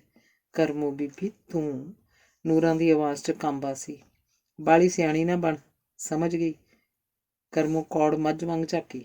ਮੈਂ ਸਿਆਣੀ ਕਿੱਥੇ ਬੀਬੀ, ਪਰ ਤੂੰ ਕਿਹੜੇ ਰਾਹ ਪੈ ਗਈ। ਜੇ ਤੇਰੇ ਵੀਰਾਂ ਨੂੰ ਪਤਾ ਲੱਗ ਗਿਆ ਟੁੱਕ ਦੇਣਗੇ ਤੈਨੂੰ। ਤੂੰ ਮੈਥੋਂ ਉਮਰ 'ਚ ਵੱਡੀ ਐ, ਮੈਂ ਤੈਨੂੰ ਆਖਾਂ ਵੀ ਕੀ। ਨੂਰਾਂ ਦੀਆਂ ਡਰ ਨਾਲ ਲੱਤਾਂ ਕੰਬ ਰਹੀਆਂ ਸਨ। ਉਲਟਾ ਬਾਂਸ ਬਰੇਲੀ ਨੂੰ ਜਾ ਰਿਹਾ ਸੀ। ਡਰਨਾ ਕਰਮੋਂ ਨੂੰ ਚਾਹੀਦਾ ਸੀ ਪਰ ਡਰ ਨੂਰਾਂ ਰਹੀ ਸੀ। ਛੱਜ ਤਾਂ ਬੋਲੇ, ਛਾਨਣੀ ਕੀ ਬੋਲੇ। ਤੂੰ ਕੀ ਬੋਲਣ ਪੈਂਦੀ ਹੈ। ਤੈਨੂੰ ਕੱਢ ਕੇ ਲਿਆਂਦਾ ਮੇਰੇ ਭਰਾ ਨੇ। ਇਹੋ ਥੰਮਣ ਵੀ ਨਾਲ ਸੀ। ਕੱਢ ਕੇ ਨਹੀਂ, ਖੋਹ ਕੇ ਲਿਆਂਦਾ, ਉਹ ਵੀ ਮੇਰਿਆਂ ਦਾ ਕਤਲ ਕਰਕੇ। ਮੇਰੇ ਖਰੀਂਡ ਨਾ ਚੇੜ ਤੂੰ। ਨਾਲੇ ਮੇਰੀ ਛੱਡ, ਆਪਣੀ ਸੋਚ, ਕਿਉਂ ਨਰਕ 'ਚ ਫਸਦੀ ਏ। ਥੰਮਣ ਬੰਦਾ ਠੀਕ ਨਹੀਂ। ਨਾਲੇ ਆਹ ਭੋਰਾ ਭਰ ਕੰਧ ਆ, ਜੇ ਭਾਈ ਜੀ ਕਰਤਾਰੇ ਨੂੰ ਪਤਾ ਲੱਗ ਗਿਆ ਕਿਸੇ ਦਿਨ ਇੱਥੇ ਹੀ ਵੱਢ ਕੇ ਦੱਬ ਦੂ ਤੈਨੂੰ। ਕਿਸੇ ਨੇ ਮਾੜੀ ਜੀ ਗੱਲ ਕੰਨੀ ਪਾਤੀ ਤਾਂ ਸੋਚ ਕੀ ਬਣੂ। ਨੂਰਾਂ ਬੋਲਦੀ ਘਰਕ ਰਹੀ ਸੀ। ਤੂੰ ਆਪਦੀਆਂ ਮੱਤਾਂ ਆਪਦੇ ਕੋਲ ਰੱਖ। ਆਪ ਤਾਂ ਇੱਕ ਰਜਾਈ 'ਚ ਵੜ ਕੇ ਪੈ ਜਾਂਦੇ ਆ। ਦੂਜਿਆਂ ਨੂੰ ਵੀ ਜੂਨ ਕਰ ਲੈਣ ਦਿਓ। ਜੇ ਕਨਸੂਆਂ ਦੇਣ ਬਹਿ ਗਈ ਮੈਂ ਤਾਂ ਦਿਨੇ ਤਾਰੇ ਵਿਖਾ ਦੂੰ, ਫੇਰ ਨਹੀਂ ਤੇਰੀ ਖੈਰ। ਆਖ ਕਰਮੋਂ ਘਰ ਨੂੰ ਤੁਰ ਗਈ। ਨੂਰਾਂ ਤੇ ਜਿਵੇਂ ਸੰਤੋ ਕੇ ਘਰ ਜਾਣਾ ਭੁੱਲ ਹੀ ਗਈ ਸੀ। ਉਹਨੇ ਕੰਬਦੇ ਹੱਥਾਂ ਨਾਲ ਹੀ ਪਾਥੀਆਂ ਦਾ ਟੋਕਰਾ ਭਰਿਆ ਤੇ ਸਿਰ ਤੇ ਚੱਕ ਘਰ ਵੱਲ ਤੁਰ ਪਈ। ਸੰਤੋ ਉਹਨੂੰ ਕਿਸੇ ਦੇ ਘਰੋਂ ਨਿਕਲਦੀ ਰਾਹ 'ਚ ਮਿਲੀ ਸੀ। ਪਹਿਲਾਂ ਇਹ ਖਦਸ਼ਾ ਸੀ ਕਿ ਉਹਨਾਂ ਦੀਆਂ ਆਵਾਜ਼ਾਂ ਕੰਧ ਟੱਪ ਕਰ ਤਾਰੇ ਦੇ ਕੇ ਘਰ ਤੱਕ ਨਾ ਆਪੜੀਆਂ ਹੋਣ, ਪਰ ਸੰਤੋ ਨੂੰ ਅੱਗੋਂ ਆਉਂਦੀ ਦੇਖ ਇਹ ਖਦਸ਼ਾ ਚੱਕਿਆ ਗਿਆ ਸੀ। ਇਸ ਘਟਨਾ ਨੂੰ ਕਈ ਦਿਨ ਬੀਤ ਗਏ ਸਨ। ਨੂਰਾਂ ਨੇ ਨਾ ਲਾਲ ਕੋਲ ਨਾ ਹੀ ਸ਼ਾਮੋ ਕੋਲ ਭਾਫ ਤੱਕ ਨਹੀਂ ਕੱਢੀ ਸੀ। ਉਹ ਕਰਮੋਂ ਦਾ ਇਹ ਕਾਰਾ ਦੱਸ ਕੋਈ ਵੱਡਾ ਬਖੇੜਾ ਨਹੀਂ ਖੜਾ ਕਰਨਾ ਚਾਹੁੰਦੀ ਸੀ। ਗੱਲ ਨੱਪੀ ਘੁੱਟੀ 'ਚ ਹੀ ਫਾਇਦਾ ਸੀ। ਪਰ ਕਰਮੋਂ ਤੇ ਥੰਮਣ ਦੇ ਸਿਰ ਤੇ ਨੂਰਾਂ ਉਹਨਾਂ ਭਾਣੇ ਇੱਕ ਇਹੋ ਜਿਹੀ ਤਲਵਾਰ ਸੀ ਜੋ ਬਿਨ ਮਿਆਨੋਂ ਕੱਚੇ ਧਾਗੇ ਨਾਲ ਬੱਝੀ ਲਟਕ ਰਹੀ ਸੀ ਤੇ ਕੱਚਾ ਧਾਗਾ ਵੀ ਕਦੇ ਵੀ ਟੁੱਟ ਸਕਦਾ ਸੀ। ਜੋ ਹਸ਼ਰ ਫਿਰ ਉਹਨਾਂ ਦਾ ਹੋਣਾ ਸੀ, ਭੁੱਲ ਉਹਨਾਂ ਤੋਂ ਵੀ ਨਹੀਂ ਸੀ। ਉਹ ਨੂਰਾਂ ਨੂੰ ਆਪਣੇ ਰਸਤੇ 'ਚੋਂ ਹਟਾਉਣ ਦੇ ਗੁਰਮਤੇ ਕਰਨ ਲੱਗ ਪਏ ਸਨ। ਥੰਮਣ ਇਸ ਆੜ 'ਚ ਆਪਣੀ ਪੁਰਾਣੀ ਖਿਝ ਦਾ ਬਦਲਾ ਵੀ ਲੈਣਾ ਚਾਹੁੰਦਾ ਸੀ। ਲਾਲ ਤੇ ਥੰਮਣ ਦੀ ਮਹਿਫਿਲ ਪੂਰੇ ਜ਼ੋਰਾਂ 'ਤੇ ਸੀ। ਉਹ ਦੋਵੇਂ ਥੰਮਣ ਦੇ ਘਰ ਬੈਠੇ ਸਨ। ਥੰਮਣ ਕੋਲ ਜ਼ਮੀਨ ਜਾਇਦਾਦ ਕੋਈ ਹੈ ਨਹੀਂ ਸੀ। ਉਹਦਾ ਪਿਓ ਸ਼ਰੀਕੇ ਦਾ ਮਾਰਿਆ ਪਤਾ ਨਹੀਂ ਕਿਹੜੇ ਪਿੰਡੋਂ ਆ ਕੇ ਇੱਥੇ ਵਸਿਆ ਸੀ। ਉਹਨੇ ਕਿਸੇ ਨਾ ਕਿਸੇ ਨਾਲ ਸੀਰ ਲਾ ਲੈਣਾ ਜਾਂ ਦਿਹਾੜੀ ਦੱਪੇ ਤੁਰਿਆ ਜਾਣਾ, ਗੁਜ਼ਰ ਹੋਈ ਜਾਣੀ। ਆਪਣੇ ਆਪ ਨੂੰ ਉਹ ਜੱਟ ਜ਼ਿਮੀਂਦਾਰ ਕਹਿੰਦਾ ਸੀ, ਪਰ ਪੱਕਾ ਕਿਸੇ ਨੂੰ ਵੀ ਨਹੀਂ ਸੀ ਪਤਾ ਕਿ ਉਹ ਕਿਹੜੀ ਜਾਤੀ ਵਿੱਚੋਂ ਸੀ। ਢਿੱਲੋਆਂ ਦੇ ਘਰਾਂ ਕੋਲ ਰਹਿਣ ਕਰਕੇ ਉਹ ਵੀ ਆਪਣੇ ਆਪ ਨੂੰ ਢਿੱਲੋਂ ਹੀ ਦੱਸਦਾ।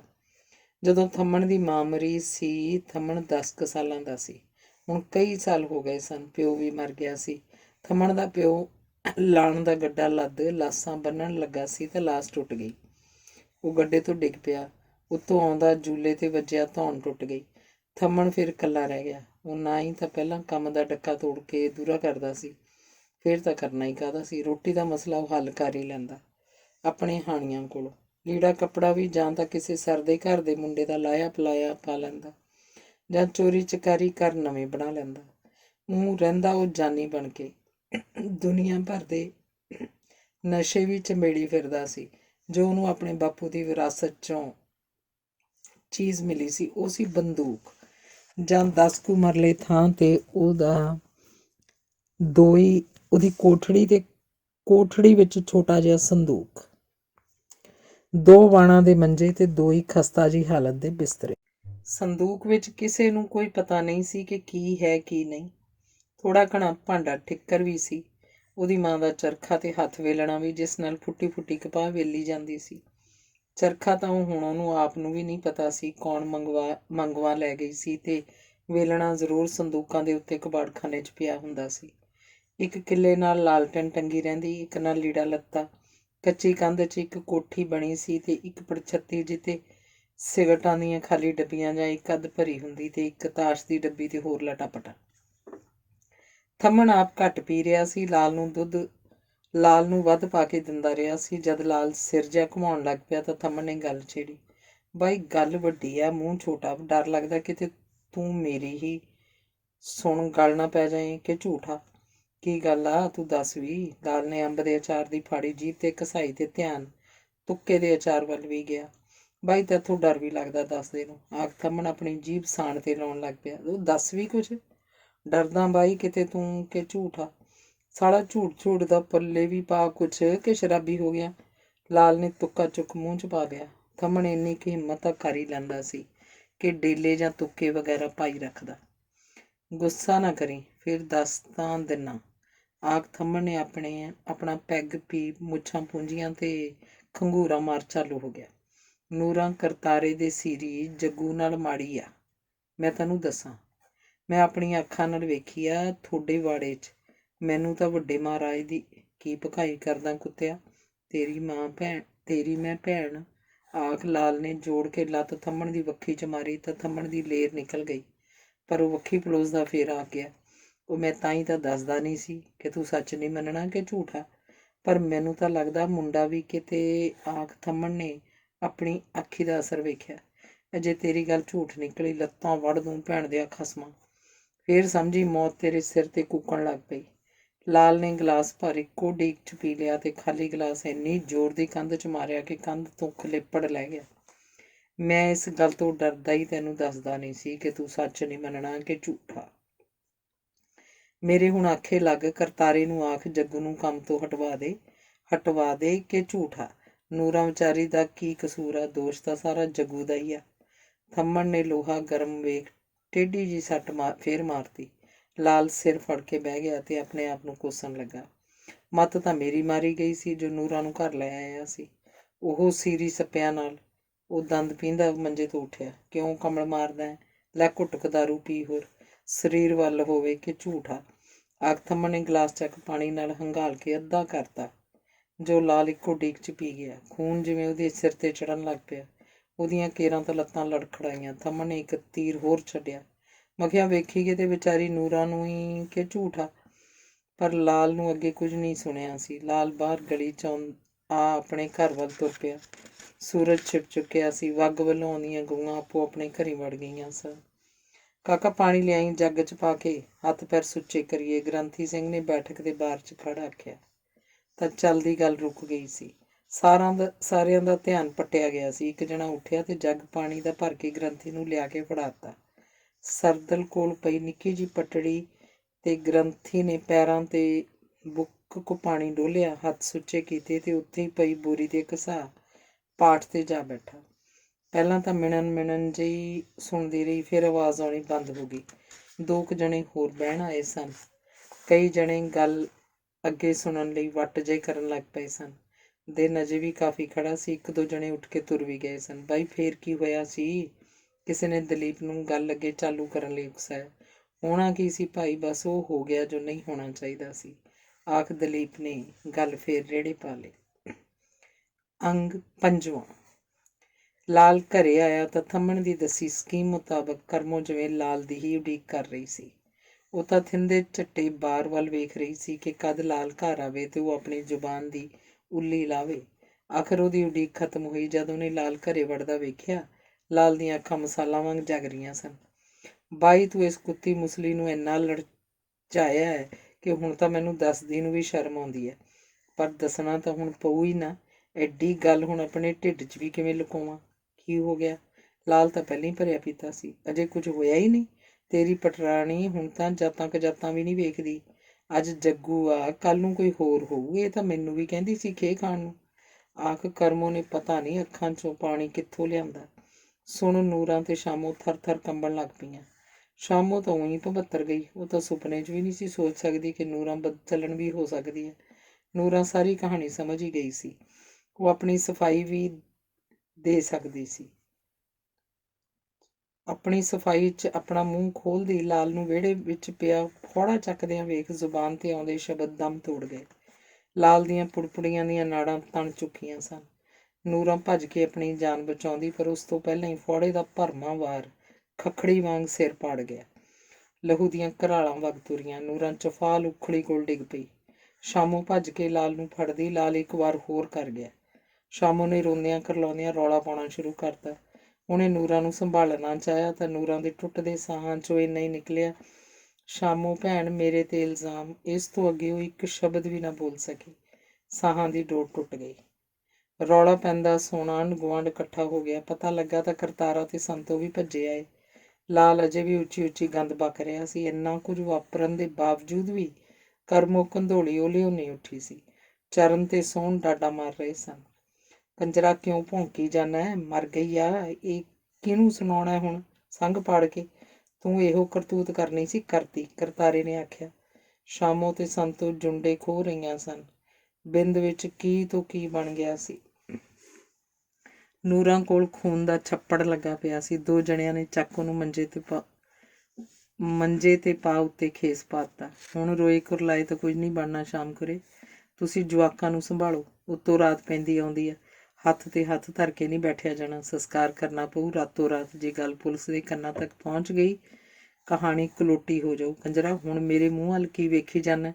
ਲੱਕੜਾਂ ਲੈ ਚੱਲੋ ਸਿਵਿਆਂ 'ਚ, ਕਰਤਾਰੇ ਨੇ ਆਖਿਆ ਤਾਂ ਲਾਲ ਬਾਹਰ ਨੂੰ ਤੁਰ ਗਿਆ। ਬਾਬਾ ਬੋਗਾ ਵੀ ਪਤਾ ਲੱਗਣ ਤੇ ਆ ਖੜਾ ਸੀ। ਮੈਂ ਤਾਂ ਹੁਣ ਬੁੜਾ ਬੰਦਾ ਕਾਸੇ ਜੋਗਾ ਨਹੀਂ। ਜੇ ਰਾਤੋਂ ਰਾਤ ਮਿੱਟੀ ਸਮੇਟ ਸਕਦੇ ਹੋ ਤਾਂ ਚੰਗੀ, ਹਿੰਮਤ ਮਾਰੋ, ਫਿਰ ਜੇ ਇਉਂ ਹੀ ਗੱਲ ਆ ਤਾਂ ਕੁੜੀਓ ਤੁਸੀਂ ਨਵਾ ਦਿਓ ਵਿਚਾਰੀ ਨੂੰ। ਓਹੋ, ਮੇਰੀ ਵੀ ਮੱਤ ਮਾਰੀ ਗਈ ਸੀ। ਮੈਨੂੰ ਭਾਗ ਸਿਉਂ ਆਖ ਰਿਹਾ ਸੀ ਲਾਲ ਦੇ ਲੱਛਣ ਮਾੜੇ ਆ। ਚਲੋ ਭਾਈ, ਜੋ ਰੱਬ ਨੂੰ ਮਨਜ਼ੂਰ ਸੀ। ਬੋਗਾ ਸਿਉਂ ਆਖ ਤੁਰ ਗਿਆ। ਉਹ ਵੀ 2 ਕੁ ਸਾਲਾਂ 'ਚ ਜਮਾਂ ਹੀ ਰਹਿ ਗਿਆ ਸੀ। ਕਰਤਾਰਾ ਹੋਰ ਬੰਦਿਆਂ ਨਾਲ ਮਸ਼ਵਰਾ ਕਰਨ ਲੱਗ ਪਿਆ। ਸਾਰੇ ਇਸੇ ਗੱਲ 'ਤੇ ਇਕਮਤ ਸਨ ਕਿ ਸੰਸਕਾਰ ਕਰ ਹੀ ਦਿੱਤਾ ਜਾਵੇ। 1-2 ਜਣੇ ਇਸ ਹੱਕ 'ਚ ਨਹੀਂ ਸਨ। ਲਾਲ ਦੀ ਦੌੜ ਥੰਮਣ ਹੋਣਾ ਤੱਕ ਹੀ ਸੀ। ਉਹ ਥੰਮਣ ਮਾਨੇ ਤੇ ਨਾਜ਼ਰ ਖੋਜੀ ਨੂੰ ਲੈ ਕੇ ਆ ਗਿਆ। ਥੰਮਣ ਨੂੰ ਅਜੇ ਉਮੀਦ ਨਹੀਂ ਸੀ ਕਿ ਉਹਦੀ ਲਾਈ ਚਵਾਤੀ ਐਡੀ ਛੇਤੀ ਭਾਂਬੜ ਬਣ ਜੂਗੀ। ਉਹਦਾ ਤਾਂ ਕੱਛਾਂ ਵਿੱਚ ਦੀ ਹਾਸਾ ਨਿਕਲਦਾ ਫਿਰਦਾ ਸੀ। ਤੂੰ ਮੁੜ ਚੱਲਿਆ? ਲਾਲ ਨੇ ਨਾਜ਼ਰ ਖੋਜੀ ਨੂੰ ਖਿਸਕਦਾ ਵੇਖ ਆਖਿਆ। ਉਹ ਤੇਰਾ ਨਾਂ ਕੀ ਬਾਈ? ਲਾਲ ਸਿਆਂ। ਮੈਨੂੰ ਤਾਂ ਊਂ ਥੰਮਣ ਨੇ ਹਾਕ ਮਾਰ ਲਈ। ਮੈਂ ਤਾਂ ਅਸਲ 'ਚ ਚੱਲਿਆ ਹੀ ਦਾਈ ਵੱਲ ਸੀ। ਤੇਰੀ ਭਰਜਾਈ ਨੂੰ ਬੱਚਾ ਬੱਚੀ ਹੋਣ ਵਾਲਾ ਹੈ। ਆਖੋ ਤੀਰ ਹੋ ਗਿਆ। ਉਹਦੇ ਘਰ ਵਾਲੀ ਨੂੰ ਤਾਂ ਜਵਾਕ ਹੋਣ ਵਾਲਾ ਹੀ ਨਹੀਂ ਸੀ, ਪਰ ਖੋਜੀ ਤਲੀ ਨੇ ਸਰੋਂ ਜਮਾ ਦਿੱਤੀ ਸੀ। ਨਾਜ਼ਰ ਨੇ ਪਿੰਡ 'ਚ ਕਿਸੇ ਦੀ ਘੋੜੀ ਮੰਗ ਸ਼ਹਿਰ ਵੱਲ ਨੂੰ ਅੱਡੀ ਲਾ ਦਿੱਤੀ ਸੀ।